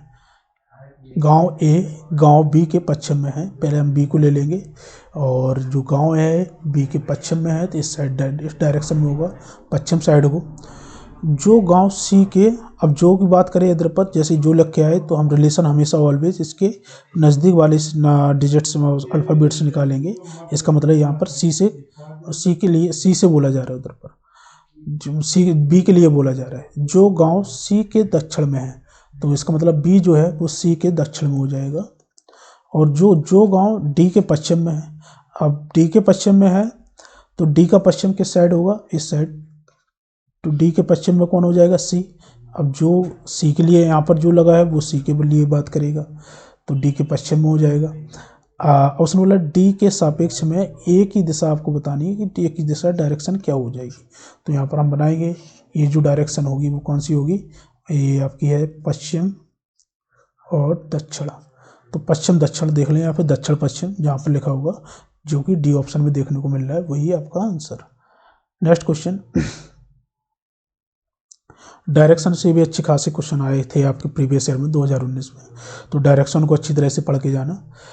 एक्स 15 किलोमीटर दक्षिण की तरफ चला, यहाँ पर कहीं पर स्टार्टिंग पॉइंट किया, ये 15 मीटर चला, 15 किलोमीटर चलने के बाद बाएं मुड़ा। बाएं के लिए हमने क्या बताया था, एंटी क्लॉकवाइज, इस डायरेक्शन एंटी क्लॉकवाइज ये होगी, इस साइड मुड़ जाएगा तुरंत। तो 15 मीटर फिर चला वो, 15 किलोमीटर, मीटर कर लें यहाँ पर, ये किलोमीटर थोड़ा गलत टाइप हो गया। तो 15 मीटर बाएं तरफ चला, फिर इस पॉइंट पर पहुंचा। तो उसने बोला कि बाएं मुड़ा, फिर बाएं मुड़ा, तो यहाँ पर किस कंडीशन में, एंटी क्लॉकवाइज डायरेक्शन यही होगी, फिर 15 मीटर जाएगा। तो वह शुरुआती स्थिति आपकी ये है कि कितनी दूर और किस दिशा में है। तो हम डिस्टेंस देखेंगे, ये वाली कंपैरिजन, तो ये आपस में बराबर हो जाएगा, 15 मीटर दूर होगा। लेकिन इस डायरेक्शन से देखा जाए तो ये कौन सी डायरेक्शन हो जाएगी इसकी, ईस्ट, जिसको हम कहते हैं पूरब डायरेक्शन। तो 15 मीटर कहाँ पर, पूरब की ओर ये पहुंच जाएगा, जो कि बी ऑप्शन में देखने को मिल रहा है।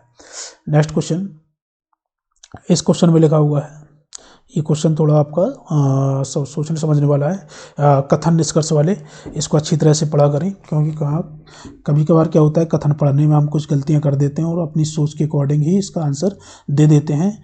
तो अपनी सोच के अकॉर्डिंग आपको आंसर नहीं देना है, बस सोचना है, समझना है कि ये क्वेश्चन हमसे कहना क्या चाह रहा है। कोई देश, यहाँ पर लिखा हुआ है, ये सारी चीज़ें आप लोग पढ़ा लेना, कथन में देखें, सिर्फ कथन पर आ रहा है, कोई देश इन दिनों पूरी तरह आत्मनिर्भर नहीं है। कथन तो ये है, तो मतलब कोई भी देश एक दूसरे पर आत्मनिर्भर नहीं है, कोई देश इन दिनों पूरी तरह से आत्मनिर्भर नहीं है। मतलब कोई भी जो वर्ल्ड है आपका, उसमें से कोई भी ऐसी कंट्री नहीं है जो पूर्ण रूप से आप खुद पर आत्मनिर्भर हो। कुछ ना कुछ रिसोर्सेस अदर्स कंट्री से वो मंगा ही रहा होगा इधर पर, अदर्स कंट्रियों से। कहीं पर कुछ जैसे जलवायु की स्थिति कहीं का ऐसी होती है जहाँ पर फसल ज़्यादा अच्छी नहीं होती, तो वो दूसरे देशों से अपने लिए खाने की सामग्री मंगाएगा। कहीं पर जैसे अरब खाड़ी से, अब अरब खाड़ी में बहुत सारा पेट्रोलियम का या फिर कह लें कच्चे तेल का प्रोडक्शन होता है, तो वहाँ से भी हम क्या निकालते हैं, जब इंडिया में नहीं पाया जाता है तो इंडिया अपना सारी चीज़ें कहाँ, अरब खाड़ी या फिर अदर्स कंट्रियों से इंपोर्ट कराती है, ठीक है। तो इस तरीके से ये क्या है कि कोई भी देश इन दोनों पूरी तरह से आत्मनिर्भर नहीं है, ये कथन में बोला गया है। और निष्कर्ष निकाला जा रहा है, उन सभी बातों को विकसित करना और उत्पादन करना असंभव है जिनकी देश को आवश्यकता है। तो उसने क्या बोला कि विकसित करना, उत्पादन करना असंभव है जिसके देश की आवश्यकता है। तो ऐसा तो हो नहीं सकता है कि अगर किसी देश को अगर रहने के लिए यहाँ पर अच्छी मतलब गरीब लोगों के लिए रहने के लिए मकान की व्यवस्था करानी है तो मकान बनवा सकता है। ये सारी चीज़ें मतलब कुछ ना कुछ मतलब प्रोडक्शन अपने देश में कर सकता है, उत्पादन कर सकता है, ये सारी चीज़ें कर सकता है। तो ये तो ऑप्शन आपका गलत हो जाएगा। और देखा जाए आगे, आमतौर पर देशवासी आलसी हो गए हैं। तो देशवासी आमतौर पर देशवासी आलसी हो गए हैं, ऐसा कुछ नहीं है। तो बहुत सारे देशवासी ऐसे होंगे जो इधर पर अच्छे खासा काम करते हैं, देश के लिए सोचते हैं इधर पर। ये सारे सभी लोग तो आलसी होंगे नहीं। तो ये तो, और ये भी ऑप्शन आपका क्या होगा, गलत होगा। ठीक है, तो निष्कर्ष तो आपके पहले दूसरे ना तो पहला अनुसरण कर रहा है ना दूसरा अनुसरण कर रहा है। ठीक है, उन सभी बातों को विकसित करना और उत्पादन करना असंभव है जिसकी देश को आवश्यकता है।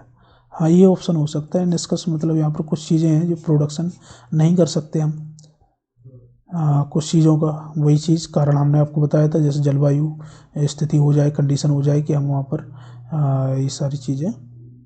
तो निष्कर्ष पहला इसका सही होना चाहिए। ठीक है, दूसरे क्वेश्चन में बढ़ेंगे।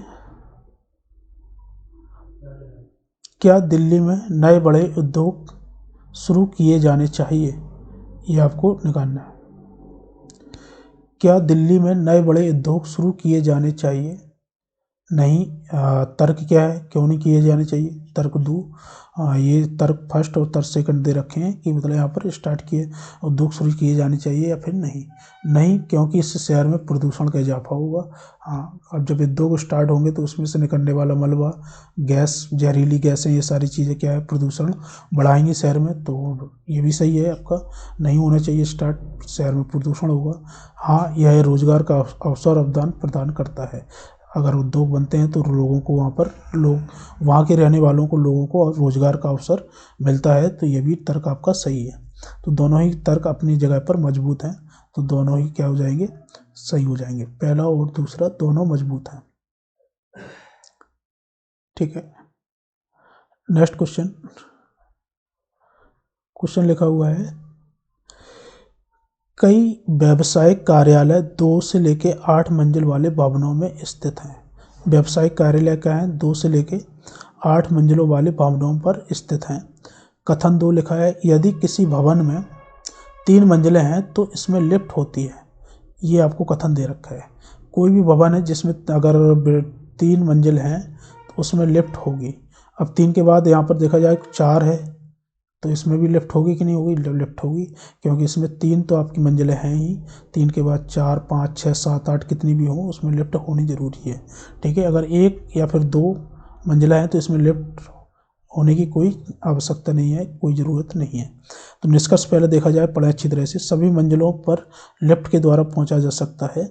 केवल तीसरी मंजिल के ऊपर वाली मंजिलों के लिए लिफ्ट है, ऐसा नहीं है। निष्कर्ष तो यहाँ पर ये दूसरा वाला, तो जहाँ पर केवल लग जाए, कुछ की पॉइंट होते हैं जो लगने से यहाँ पर क्या है, सीधा निष्कर्ष गलत बता देता है। केवल ऐसा कुछ नहीं होता। ठीक है, तो केवल जहाँ पर लग जाए ओनली, तो उसको देखा करें अच्छी तरह से। तो ये 99% केसों में ये ऑप्शन हटेगा, आपका निष्कर्ष हटेगा। 7वीं मंजिल में लिफ्ट है, 7वीं मंजिलों में लिफ्ट है। तो लिफ्ट है, अगर हम कहें कि 3 मंजिले से ज़्यादा बहुमंजिला इमारत है तो उसमें लिफ्ट जरूर होगी। तो तीसरा सही है, सभी मंजिलों में लिफ्ट के द्वारा पहुंचा जा सकता है। तो ये भी सही है आपका, सभी मंजिलों में लिफ्ट के द्वारा पहुंचा जा सकता है। हाँ, ऐसा नहीं हो सकता कि जैसे हम कहें 1 मंजिला इमारत है या फिर 2 मंजिला इमारत है, इसमें तो लिफ्ट ही नहीं है, तो इसमें तो सीढ़ियों से ही जाना पड़ेगा। तो पहला निष्कर्ष तो आपका गलत हो जाएगा। इसका मतलब 7वीं मंजिल में लिफ्ट है जरूर होगी, क्योंकि उसने कंडीशन दे रखी है कि किसी भवन में 3 मंजिलें हैं तो इसमें लिफ्ट होती है। तो 7वीं मंजिल है तो 7वीं मंजिल तक लिफ्ट, 7वीं मंजिल पर पहुंचने के लिए लिफ्ट होगी ही होगी। तो निष्कर्ष तीसरा इसका क्या हो जाएगा, सही। ठीक है, नेक्स्ट आगे लिखा है इधर पर, ये शब्द लिखा हुआ है वर्ड फ्लैम्बॉयंट शब्द के अक्षरों द्वारा कौन से शब्द का गठन नहीं किया जा सकता है। इसमें से जितने भी अल्फ़ाबेट हैं उनको उठाकर ये वर्ड बनाए गए हैं। इनमें से कौन सा ऐसा वर्ड है जो इनमें से उठा मतलब यहाँ पर इनमें इनके जितने भी यहाँ पर अल्फ़ाबेट प्रेजेंट हैं, इनके अलावा एक्स्ट्रा अल्फ़ाबेट यहाँ पर रख रहा है अपने साथ में, हमें वो फाइंड करना है। जैसे लैम्प में देखें इधर पर जितने भी अल्फ़ाबेट हैं वो यहाँ से उठाए जा सकते हैं। मून में हुआ है इधर पर जितने भी अल्फ़ाबेट हैं यहाँ से उठाए जा सकते हैं। MOAN, इसी प्रकार से BOAT उठाया जा सकता है, तो ये भी बन जाएगा, ये भी बन जाएगा। लेकिन हम कहेंगे BOUT, तो यू यहाँ पर एक्स्ट्रा कहीं से आया है, देखें इधर। जब कभी हम यहाँ पर सिर्फ इतने ही अल्फ़ाबेट हमारे पास मौजूद थे, तो इन्हीं से हमारा कोई एक यहाँ पर इन्हीं से हमारा क्या बनना चाहिए, वर्ड बनना चाहिए, जो कि यहाँ पर बाउट यहाँ पर वर्ड बना है, लेकिन यहाँ पर क्या है, एक्स्ट्रा यू अलग से लिया गया है। तो यही हमारा क्या हो जाएगा, आंसर। ठीक है, तो गठन नहीं किया जा सकता, इसका तो गठन किया नहीं जा सकता, क्योंकि यहाँ पर फ्लैम्बोयेंट में यू तो प्रेजेंट है ही नहीं। ठीक है, नेक्स्ट क्वेश्चन।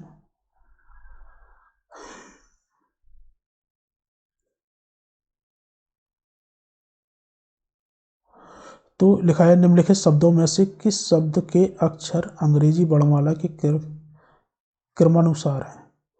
तो शब्द में देखना है हमें, इस शब्द में जो भी अल्फ़ाबेट लिखे हैं वो अंग्रेजी अल्फ़ाबेट के अल्फ़ाबेट ऑर्डर में होना चाहिए। ठीक है, अल्फ़ाबेट ऑर्डर का मतलब ए के बाद फिर बी जैसे आता है, फिर सी आता है, फिर डी आता है, तो इसी ऑर्डर में होना चाहिए। इसके अलावा ऐसा नहीं कि पहले इधर पर ए हो, फिर डी हो, फिर सी आ जाए, फिर यहाँ पर ई आ जाए, फिर यहाँ पर बी पहुँचे, ऐसा ऑर्डर नहीं होना चाहिए। सिर्फ इसी के अकॉर्डिंग जैसा ऑर्डर होता है अल्फ़ाबेट का, वही ऑर्डर होना चाहिए। जैसे एच पहले आता है एस के, तो ये तो ऑप्शन होगा नहीं, इसको हटा दें।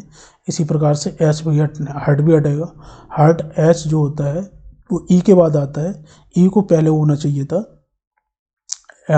एच बाद में होना चाहिए था, तब हम इसको आगे देखने की आवश्यकता नहीं है। जिसमें देखें बिलो में, तो पहले बी आता है, सही है, फिर इसके बाद आई, ये कितने दूसरे स्थान पर, ये 9वें स्थान पर, और एल जो है आपके 12वें स्थान पर, एल आ रहा है। तो एल रिपीट हो रहा है, जो अल्फ़ाबेट रिपीट हो रहे हैं, तो वो हम ये मान के चलेंगे वर्णमाला के क्रमानुसार है। तो 12 के बाद फिर कितना आएगा, ओ 15वें स्थान पर आता है, डब्ल्यू 23वें स्थान पर आता है। तो ये सभी इंक्रीजिंग ऑर्डर में वर्णमाला के क्रमानुसार है। यही आपका आंसर हो जाएगा सी, और आगे देखने की आवश्यकता नहीं है। आप देखें CH, फिर ए आ गया, तो फिर यहाँ पर पीछे पहुँच गए। सी के बाद एच के बाद कोई भी अल्फ़ाबेट होता है, यहाँ पर एच के अल्फ़ाबेट में आगे आने वाले जो कोई भी वर्ड होता और यहाँ पर लिखा होता, तो हम उसको फिर आगे चेक करते हैं। ठीक है, नेक्स्ट।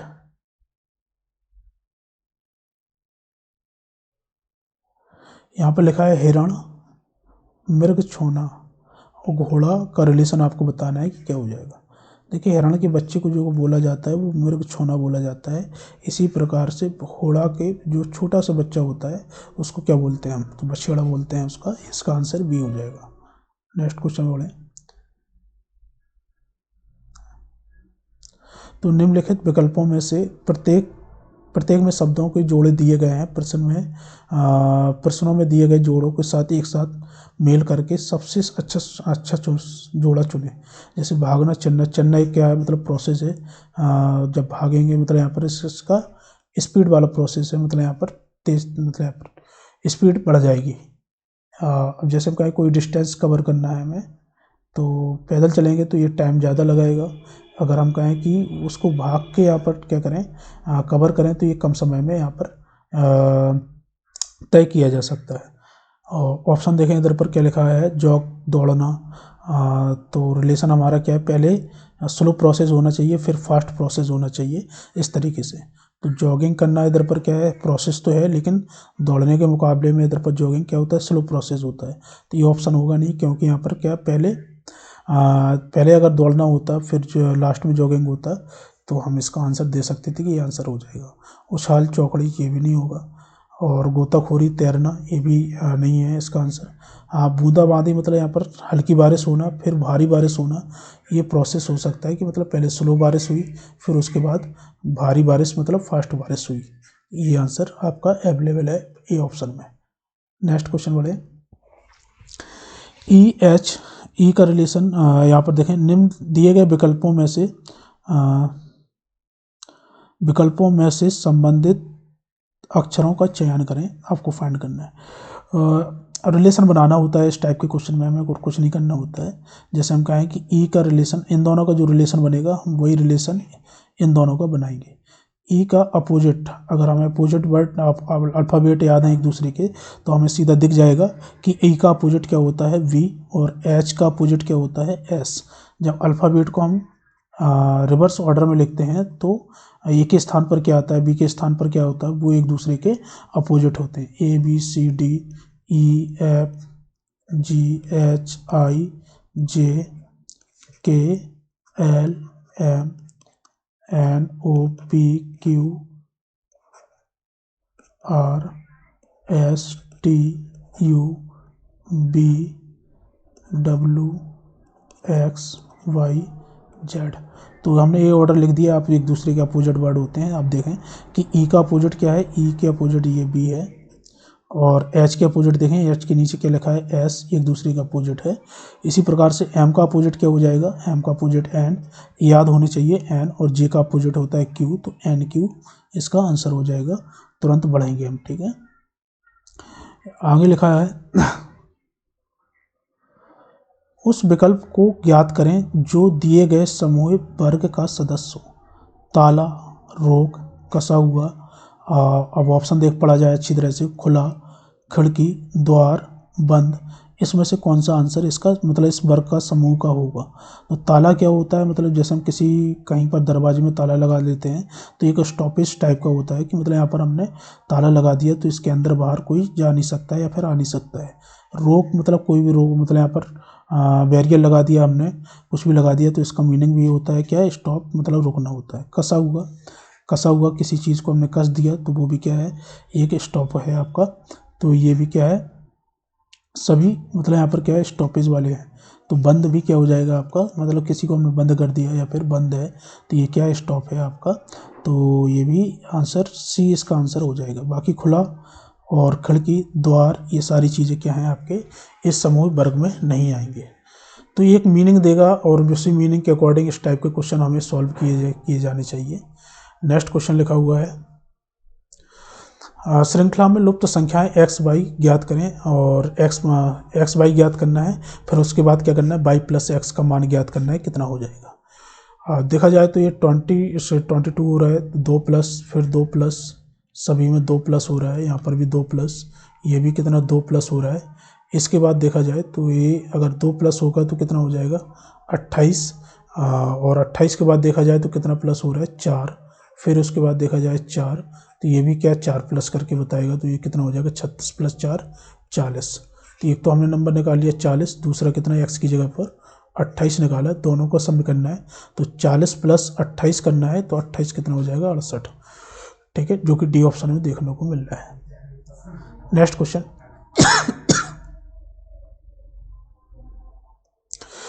यहाँ पर लिखा हुआ है कि लुप्त संख्या ज्ञात करें 1 4 27 256, इसके आगे आने वाला नंबर क्या होगा।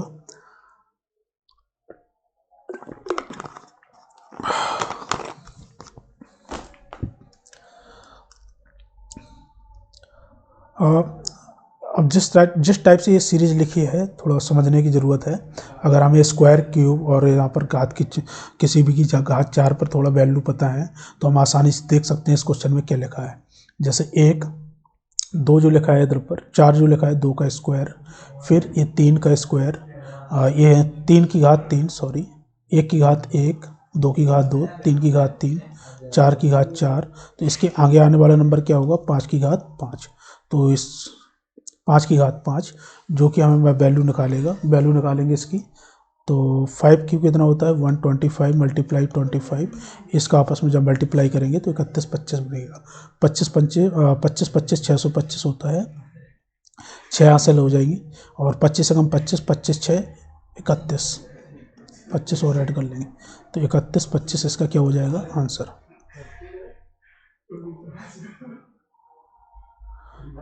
नेक्स्ट, दिए गए विकल्पों में से कौन सी श्रृंखला का तर्क निम्न श्रृंखला के तर्क के समान है। देखा जाए तो पहले हम अल्फ़ाबेट की, इस टाइप के अल्फ़ाबेट की जैसे ही सीरीज आए तो आप पहले सबसे पहले अल्फ़ाबेट का जो क्या कहते हैं अल्फ़ाबेट का जो ऑर्डर होता है उनको ऑर्डर वाला नंबर लिख लिया करें। जैसे जी अल्फ़ाबेट सीरीज में 7 नंबर पे आता है, तो 7, 9, 11, 13, 15, तो ऑब्वियसली हमें देखने लगेगा कि सभी में 2-2 का अंतर है। आप देखें मतलब इंक्रीजिंग ऑर्डर में है तो आप देखें इस सीरीज में जहाँ पर भी 2-2 का अंतर और इंक्रीजिंग ऑर्डर में है तो हम वही आंसर दे लेंगे। जैसे ये 24 पर आता है, ये 26, ये 2, 4 और ये 6 पर आता है। और यहाँ पर देखा जाए 24, 25, तो ये 2-2 के अंतर देखने हैं तो हम एक एक का अंतर तो देखेंगे नहीं। यहाँ पर देखा जाए तो ये डी के बाद ई आ रहा है, डिफरेंस 2-2 का होना चाहिए, या फिर हम कहें कि अगर डिफरेंस भी होगा समान, इक्वल समान होगा तो एक एक का होना चाहिए। यहाँ पर 2 का डिफरेंस है, यहाँ पर 1 का डिफरेंस है, तो ये आंसर नहीं होगा। पी के बाद एस मतलब 16 के बाद 13, 3 का अंतर है। यहाँ पर देखा जाए 2 का अंतर है, 19 के बाद 21 आता है, तो ये भी आंसर नहीं होगा। इसके बाद देखा जाए तो 11, 12, 12 के बाद 14, 1 इंक्रीज हुआ, फिर यहाँ पर 3, 2 इंक्रीज हो गया, तो ऐसी कोई सीरीज नहीं बन रही थी। यहाँ पर इक्वली इंक्रीज हो रही है, तो ये भी ऑप्शन आपका कैंसिल होगा। अब ये सही होगा कैसे, क्योंकि इधर पर क्या है अल्फ़ाबेट सीरीज रीजनिंग में जैसे गए ए से लेके जेड तक गए तो ए से लेके वन प्लेस से 26 प्लेस तक तो हमने लिख ही लिया। अगर हम कहें इसके आगे आने वाली सीरीज़ क्या हो जाएगी तो वही ए से फिर स्टार्ट करेंगे कहाँ तक, जेड तक। लेकिन जो नंबर होगा वो 27, 26, 28, 29, 29 ऐसी तरीके से ये बढ़ता जाएगा। तो हम देखेंगे अगर अगर देखा जाए तो 32, 26 के बाद 2 का ही अंतर होगा बी में पहुंचने के लिए, 28, फिर ये 30 पे स्थान पर, लेकिन 2, 4, 6 सभी में 2-2 का अंतर देखने को मिल रहा है, तो यही आंसर होगा। ठीक है।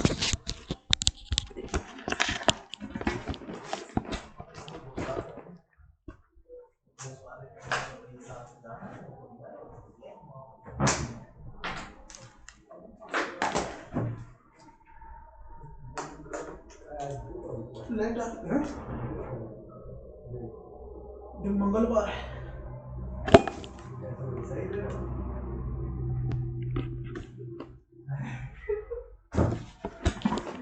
क्लास तो ले ले, क्लास तो ले ले।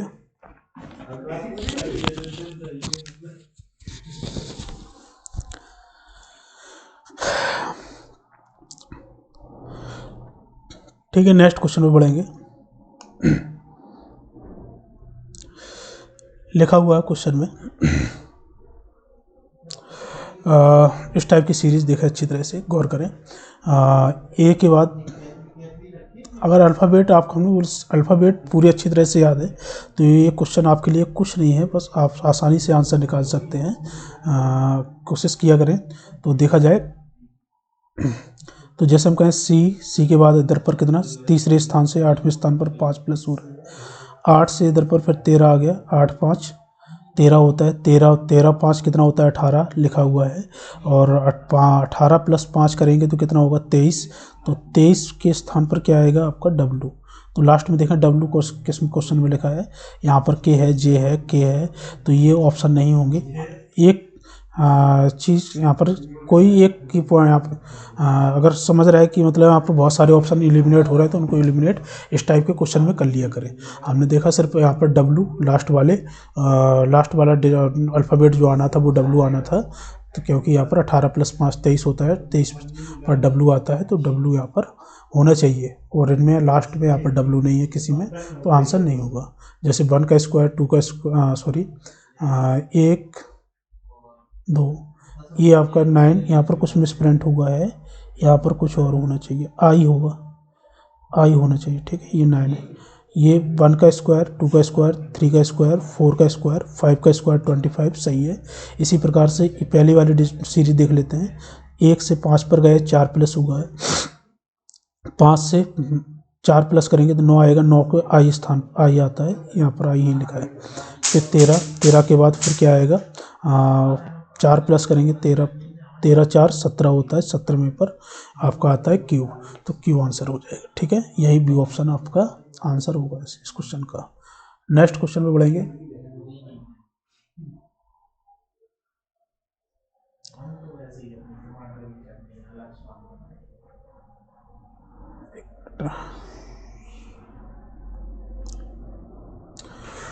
किसी कूट भाषा में 817 का अर्थ है कॉटन मेक्स थ्रीड, 827 का अर्थ है थ्रीड्स मेक क्लॉथ एंड 213 का अर्थ है सॉफ्ट क्लोथ, कॉटन क्लोथ। आपको सॉफ्ट का बताना है कि सॉफ्ट किसके लिए कोडिंग किया गया है, सॉफ्ट के लिए क्या कोड किया गया है वो आपको बताना है।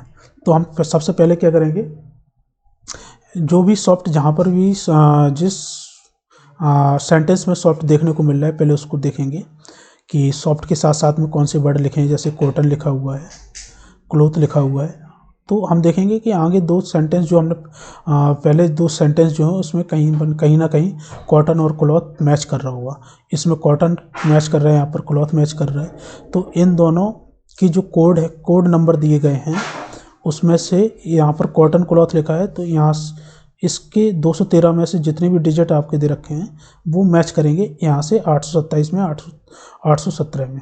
तो हम देख रहे हैं कि 2 और 1, अगर हम कहें क्लॉथ की बात करें तो कंपैरिजन किया जाए इन दोनों में, तो ये क्लॉथ को हमने सर्किल में ले लिया, क्लॉथ सर्किल में, इन दोनों में और कोई कॉमन नहीं है। तो देखा जाए 827 और 213 में 2 आपका और 2 यहाँ पर भी है, तो ये क्लॉथ का कोड हो जाएगा। इसी प्रकार से कॉटन ऊपर वाले सेंटेंस से मैच कर रहा है यहाँ पर, तो 817 और 213 में देखा जाए तो एक को हम ट्रायंगल में ले लेंगे, ये ट्रायंगल में बना लें इसको, तो ये कॉटन आपका ट्रायंगल और कॉटन आपका ट्रायंगल में आ जाएगा। ठीक है, तो सॉफ्ट बचा आपका 3 यहाँ पर बचा है, तो सॉफ्ट का जो कोड है वो कितना है, 3 है, तो 3 के लिए सॉफ्ट कोड किया गया है, यही आंसर हो जाएगा। नेक्स्ट,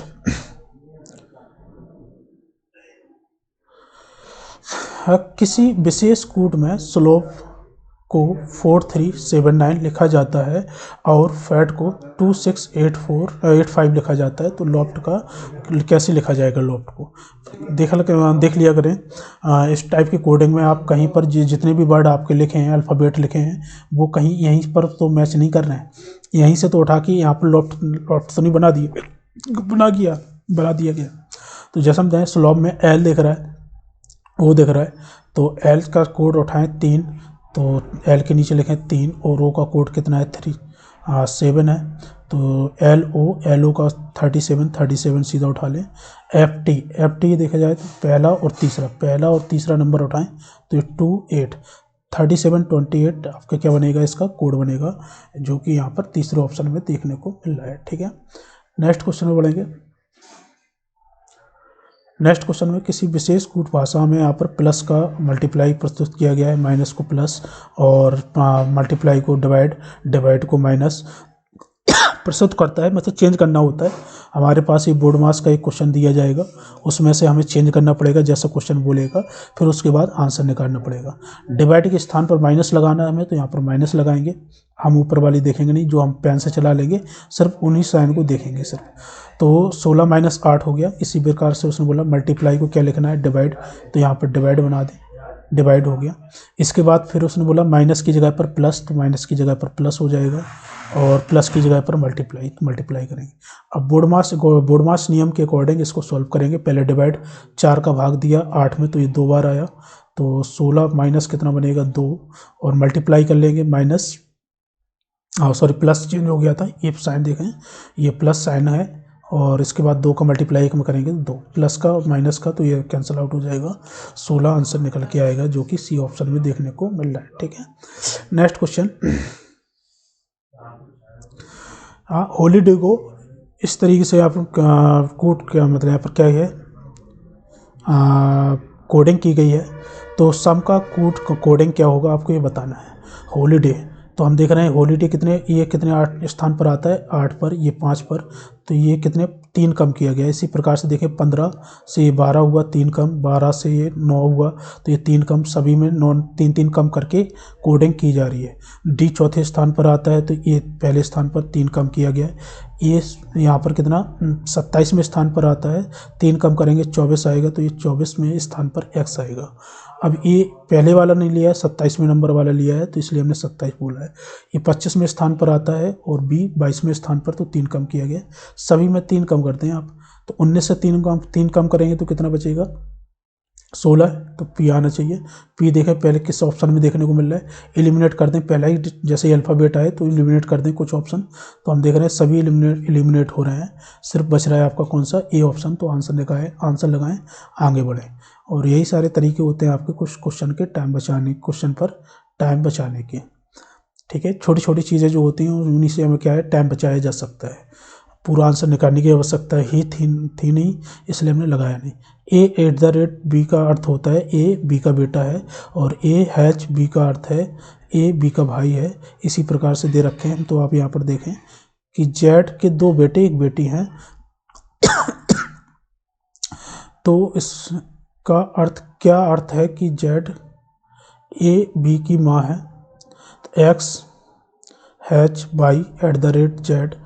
स्टार W का क्या अर्थ है, यदि Z के 2 बेटे हैं और 1 बेटी है। इनमें से देखेंगे कौन सा ऑप्शन आपका करेक्ट है। तो पहले H के स्थान पर देखा जाए तो A B का भाई लिखा है, इसका मतलब क्या होता है, भाई। तो भाई कौन है, A है B का, तो यहाँ पर H है तो ये भाई होगा कौन, X।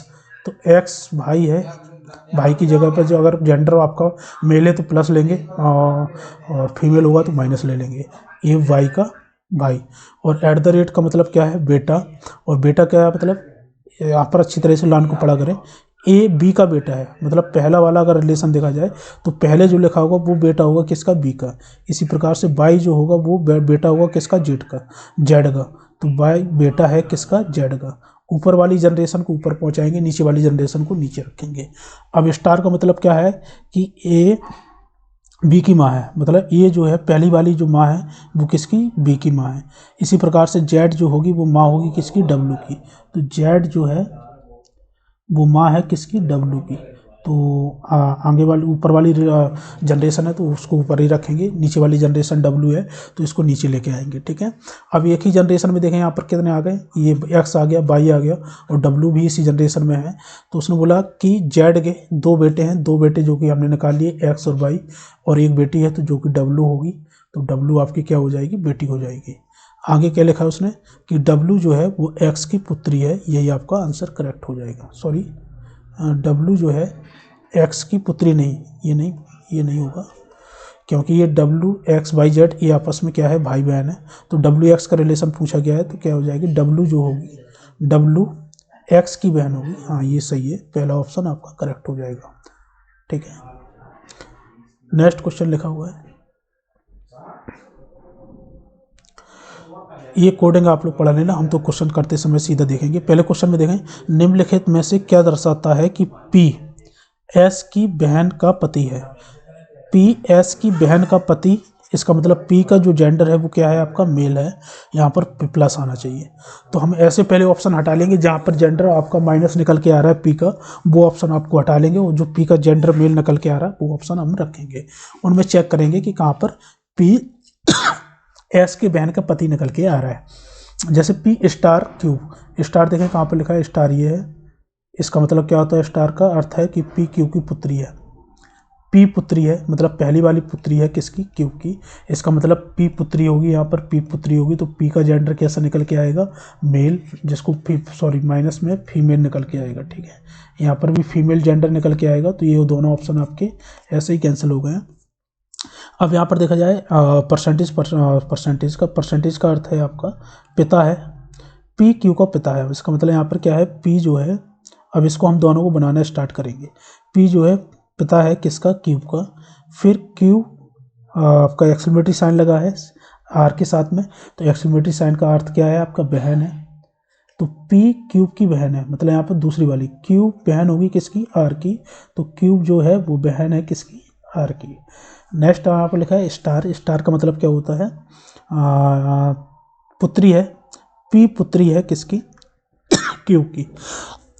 इसका मतलब यहाँ पर पहले लिखा है R पुत्री हो जाएगी किसकी, S की। तो R पुत्री होगी S की।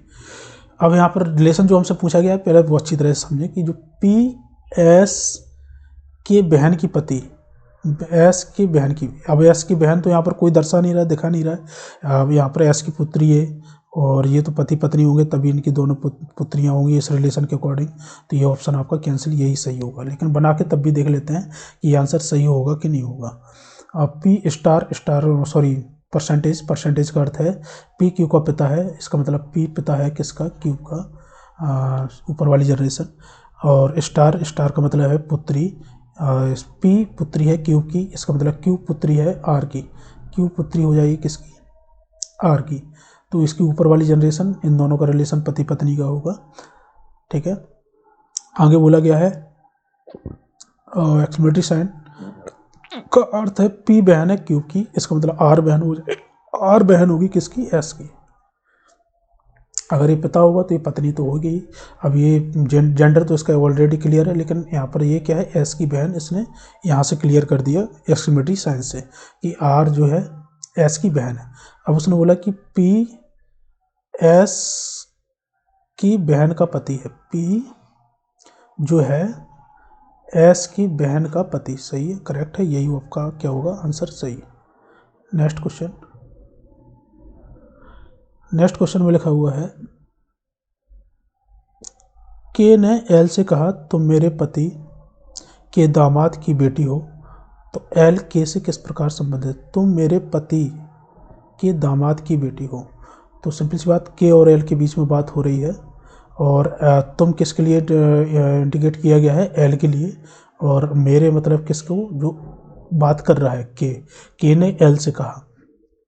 तो के की जो पति है, के फीमेल होगा, और के जो पति होंगे कुछ भी जो हमें पता नहीं है, के पति के दामाद, इसका मतलब दामाद कौन होगा, जब इसकी बेटी की इसकी बेटी की शादी हुई होगी किसी मेल से, तो वो दामाद होगा, ये दामाद होगा।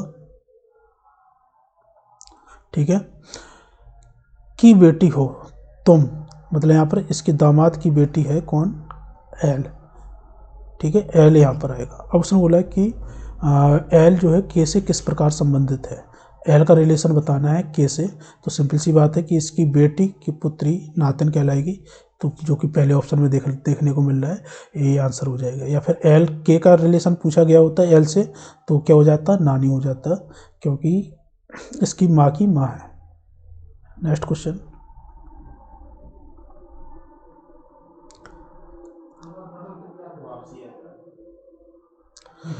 निम्नलिखित आकृति में वर्ग लोकतांत्रिकवादियों को दर्शाया गया है। वर्ग जो है यहाँ पर, वर्ग जो है लोकतांत्रिकवादियों को, क्वेश्चन को एक बार पहले पढ़ लिया करें तो आंसर जल्दी निकल के आ जाया करें, नहीं तो आप पूरा क्वेश्चन अच्छी तरह से पढ़ें। ठीक है, लिखा हुआ त्रिभुज जो है वो किनको, शिल्पकारों को दर्शा रहा है, शिल्पकारों को दर्शा रहा है। ये जो त्रिभुज है बी एफ जो निकल के आ रहा है वो शिल्पकारों को दर्शा रहा है। वृत्त भारतीयों को दर्शा रहा है, और आयताकार जो है इधर पर ये आयत है आपका, ये पिताओं को दर्शा रहा है।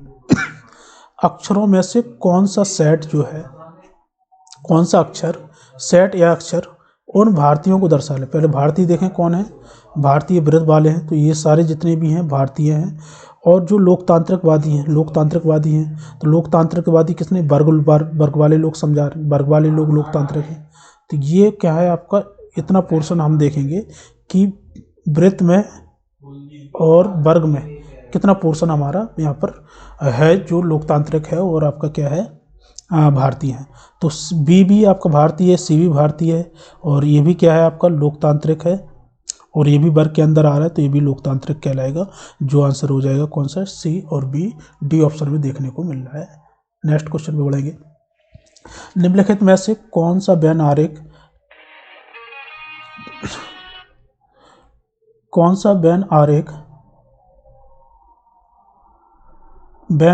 त्रिकोण, षष्ठकोण और ज्यामितीय आकृतियों को दर्शाता है। देखो त्रिकोण और षष्ठकोण ये सारी ज्यामितीय आकृति हैं, इसका मतलब ज्यामितीय आकृति का बड़ा हुआ, उसके अंदर त्रिकोण षष्ठकोण आएंगे, चतुर्भुज, पंचभुज, षष्ठभुज, अष्टभुज, ये सारी चीज़ें इसी ज्यामितीय आकृति के नीचे आएगा। तो ये क्या है, जो सी ऑप्शन देखने को मिल रहा है, तो यही आपका आंसर कहलाएगा, क्योंकि ये क्या है, ज्यामितीय आकृति के अंदर त्रिभुज और षष्ठकोण। नेक्स्ट क्वेश्चन, एक महिला ने वजन कम करने के लिए 6 महीने का एक प्रोग्राम में भाग लिया। प्रोग्राम शुरू करने से पहले उसका वजन 100 किलोग्राम था। रेखा आरेख में प्रत्येक महीने के अंत में उसका किलोग्राम का वजन दिखाता है। पिछले महीने की तुलना में कितने महीनों में उसका वजन कम होने के बजाय बढ़ा है। हमें ऐसे देखने में इतने वो महीने देखने हैं जिस महीनों में उसका वजन बढ़ा है। अगर हम कहें 100 किलो की थी, पहले यहाँ पर स्टार्टिंग किया 93 हुआ पहले महीने में, तो ये घटा है। फिर ये 93 से 87 हुआ तो फिर घटा, फिर 87 89 हुआ, तो इस महीने क्या हुआ, ये इंक्रीज हुआ। एक महीना हो गया, इस मंथ में आपका क्या हुआ, महीना बढ़ा है। फिर नेक्स्ट यहाँ पर 89 से 78 हुआ तो ये कम हुआ, और फिर 78 से 82 हुआ तो यहाँ पर दूसरा महीना ये हुआ जहाँ पर इंक्रीज हुआ है। कम होने के बजाय क्या हुआ, बढ़ा हुआ। तो इसका आंसर क्या हो जाएगा, दूसरा सी, जो कि तीसरे ऑप्शन में देखने को मिल रहा है। नेक्स्ट क्वेश्चन,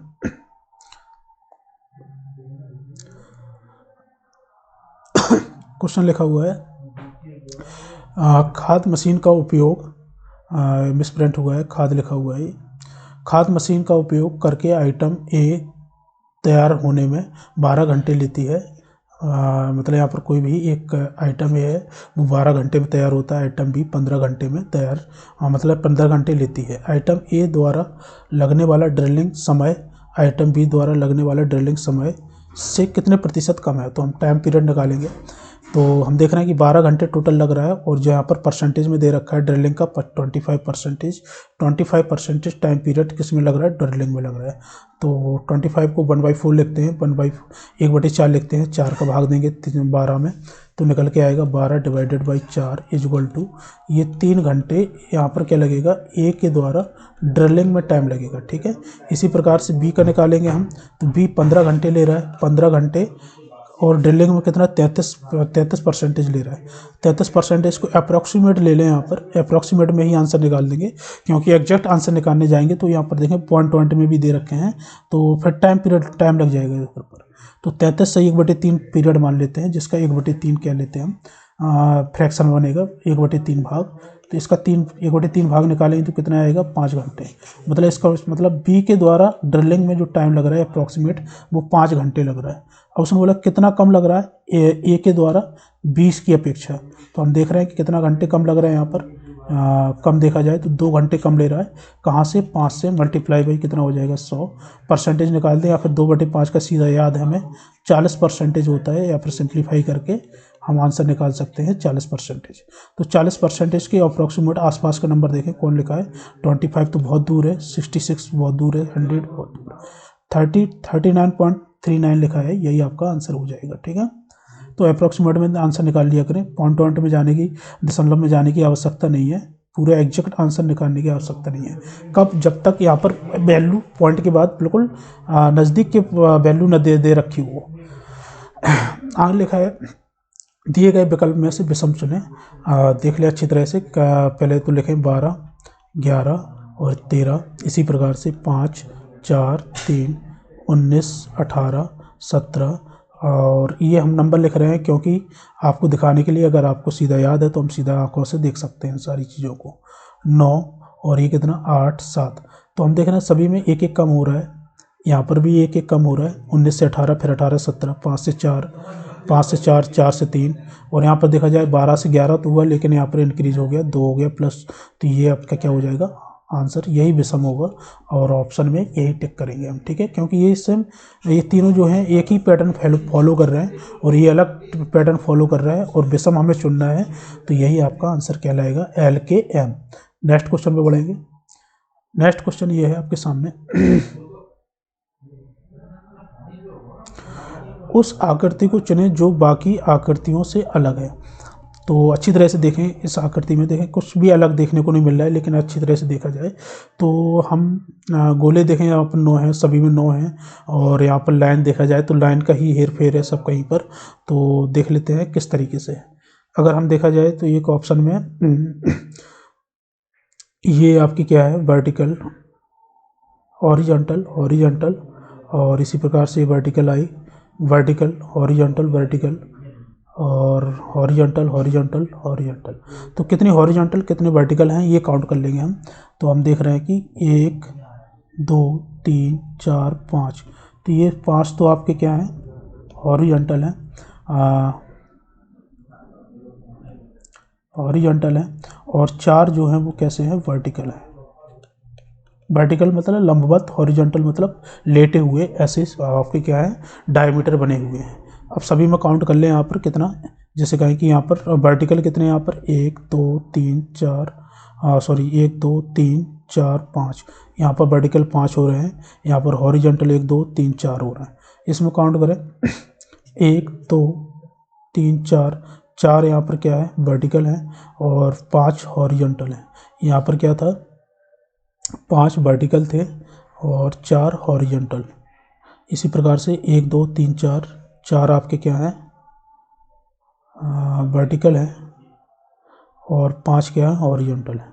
तो हम देख लेंगे सेम कहाँ पर मैच हो रहा है, 5 horizontal 5 horizontal horizontal vertical vertical vertical 4 4, तो ये सभी एक ही पैटर्न फॉलो कर रहे हैं, तो ये तो आंसर होगा नहीं। इसी प्रकार हम देख रहे हैं कि यहाँ पर क्या है 5 वर्टिकल है 4 हॉरिजॉन्टल, यहाँ पर ये डिफरेंस हो गया, यही आंसर कहलाएगा। ठीक है, नेक्स्ट क्वेश्चन, इसमें आप लोग एक आपके होमवर्क के लिए है, आप लोग बस देख लेना, यहाँ पर कोई एक अल्फ़ाबेट कहीं एक्स्ट्रा आ रहा होगा, कहीं कुछ कम होगा, कुछ ना कुछ ऐसा होगा जो आपको आंसर दे देगा यहाँ पर। ठीक है, आसानी से, तो आप लोग चेक कर लेना। नेक्स्ट क्वेश्चन में बढ़ेंगे।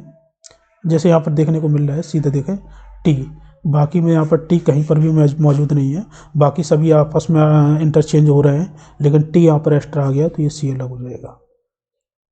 नेक्स्ट, बंदूक गोली टॉर्च, बंदूक के अंदर गोली होती है, टॉर्च के अंदर क्या होता है बताएं।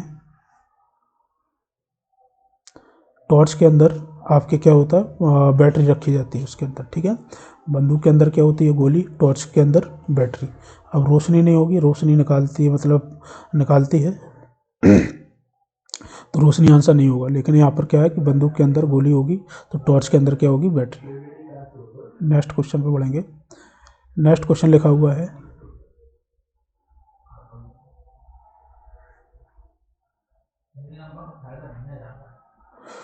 ये 125 और इंटू 2 5, अगर हम कहें रीजनिंग की रीजनिंग में देखा जाए तो ये 5 125 जो लिखा है 5 का क्यू लिखा है, और 5 यहाँ पर मल्टीप्लाई में 3 है तो 5 का क्यू, ये 3 उठा के इस साइड लगा देंगे, तो यहाँ पर x, ये 4 हटाएंगे तो x की घात 4 का मान यहाँ पर लिखा है, और इकाई का अंक 1 बन रहा है, तो ये 14 6 एक पैटर्न फॉलो कर रहा है, तो 11 के मल्टीपल में ही ये पैटर्न फॉलो होता है स्पेशल, तो ये 11 की घात 4 लिखा होगा, और x की घात 4 से हम क्या कर लेंगे कंपैरिजन करेंगे, तो x का जो मान निकल के आएगा वो 11, जो कि पहले ऑप्शन में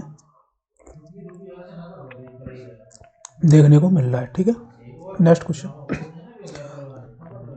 इसमें से देखना है आपको, ये जो यहाँ पर इतनी आकृति निकाली गई है, इन 4 ऑप्शन में से किस में से निकाली गई है आपको फाइंड करना है। तो अगर हम देखा जाए तो इसके देखा ये साइड जो है इसके मिडल पॉइंट से स्टार्टिंग हुई है, मिडल पॉइंट देखें यहाँ पर कहीं से स्टार्ट नीचे कुछ लाइन आ रही नहीं आ रही इसमें, तो ये क्या है ऑप्शन गलत, यहाँ पर आ रही है, ये हो सकती है, लेकिन यहाँ पर देखा जाए थोड़ा कर्व हो, यहाँ पर क्या है थोड़ा झुक के फिर ज़्यादा झुका है, ज़्यादा लंबी लाइन आई है, यहाँ पर थोड़ा चल के ज़्यादा लंबी लाइन नहीं बनेगी, तो ये भी ऑप्शन कटेगा। इसी प्रकार से यहाँ पर भी कटेगा, ये ऑप्शन हो सकता है। जैसे जैसे देखा जाए ये इतना लाइन उठाया, इधर से इतना, फिर ये वाला लंबा उठा लिया, ये लंबा उठाया, फिर इसके बाद सीधा चले आए, तो यहाँ से ये फिगर उठाया जा सकता है सी ऑप्शन से। सी ऑप्शन आपका क्या हो जाएगा करेक्ट आंसर। ठीक है, तो आज गौर से देखा करें कि ये किस फिगर से उठाया गया है, तो देखने को मिल जाएगा आपको अच्छी तरह से। नेक्स्ट क्वेश्चन, कौन सा डाइस बनाया जा सकता है। आकृति उत्तर आकृति में किस घन को प्रश्न आकृति में फैले हुए घन का आधार नहीं बनाया जा सकता है।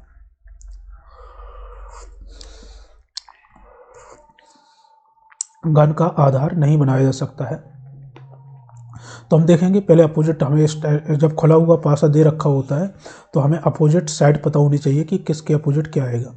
जिसके अपोजिट ये आएगा, ये वाली साइड होगी, बाहर वाली साइड बाहर के अपोजिट होती है। अब इसके बाद एक छोड़ के एक दूसरी साइड, जो साइड हो प्लेन होगा वो एक दूसरे के अपोजिट होगा, ये वाली प्लेन इसके प्लेन के अपोजिट होगा। ठीक है, तो हम देख रहे हैं कि स्टार के अपोजिट अगर ये है 4 बिंदियां हैं, तो एक साथ जब हम डाइस बनाएंगे तो एक साथ नहीं आना चाहिए, जो कि पहले ऑप्शन में देखने को मिल रहा है। ये तो बिल्कुल ही रॉन्ग है, ये तो बनाया ही नहीं जा सकता डाइस, ये आंसर हो जाएगा। और बाकी और चेक कर लें, जैसे हम कहें कि इसके अपोजिट ये है आपका सर्किल, तो नहीं दिख रहा है, और इसके अपोजिट देखा जाए पॉइंट नहीं दिख रहा है, और स्टार के अपोजिट ये 4 बिंदियाँ नहीं दिख रही हैं। ये बनाया जा सकता है, ये सारी चीज़ सारे 3 डाइस बनाए जा सकते हैं, ये वाला नहीं बनाया जा सकता। तो यही आंसर हो जाएगा, ठीक है। नेक्स्ट, न्यूनतम रेखाएं आपको ज़रूरत बतानी है, कितनी न्यूनतम रेखाओं की ज़रूरत है इस टाइप के फिगर बनाने के लिए। तो हम काउंट करेंगे। पहली देखा जाए ऊपर वाली 1, फिर यहाँ पर देखा जाए 2, पहले इसी को बनाएंगे 3, 4, ये 4 हो गए, 5, 6, 7 और ये 8, 9, 10, 11, 12 और ये बड़ी वाली 13। तो यहाँ पर 13 लाइनों की आवश्यकता पड़ेगी जो न्यूनतम इस फिगर को बनाया जा सकता है 13 लाइनों के द्वारा। नेक्स्ट क्वेश्चन,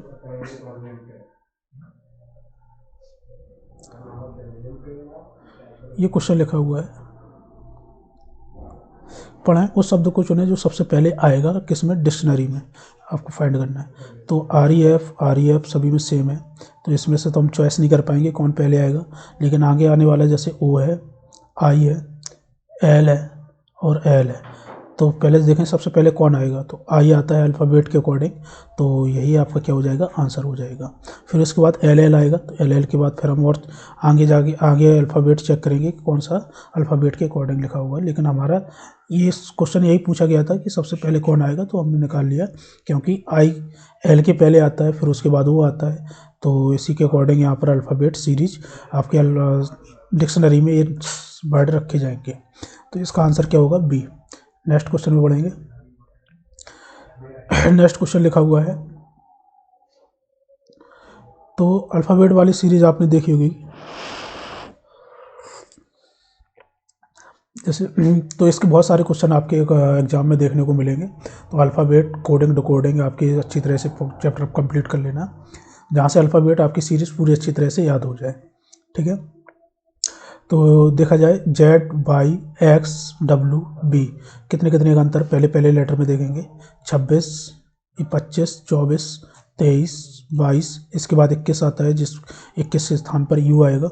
B के बाद DF दो के अंतर पर है, तो दो के अंतर में निकालेंगे, तो BD 4, 6, 8, 10, 12 पे L आता है, तो L आ जाएगा। ULK जो कि D ऑप्शन में देखने को मिल रहा है, आगे देखने की आवश्यकता नहीं है, ठीक है।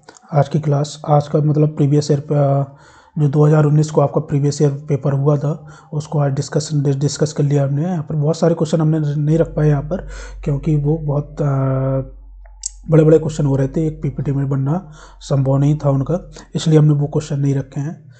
तो कोशिश करते हैं आप लोगों को ये क्लास अच्छी लगी होगी, समझ में आई होगी सारी चीज़ें, और आपको ये समझ में आया होगा कि किस लेवल तक का क्वेश्चन आपके एग्ज़ाम में पूछा गया है प्रीवियस ईयर में, और किस टाइप के किस लेवल तक का क्वेश्चन आपके एग्ज़ाम में आ सकता है। तो ये मान के चलें कि आपका बेसिक अच्छी तरह से आपको आना चाहिए मैथ और रीजनिंग में,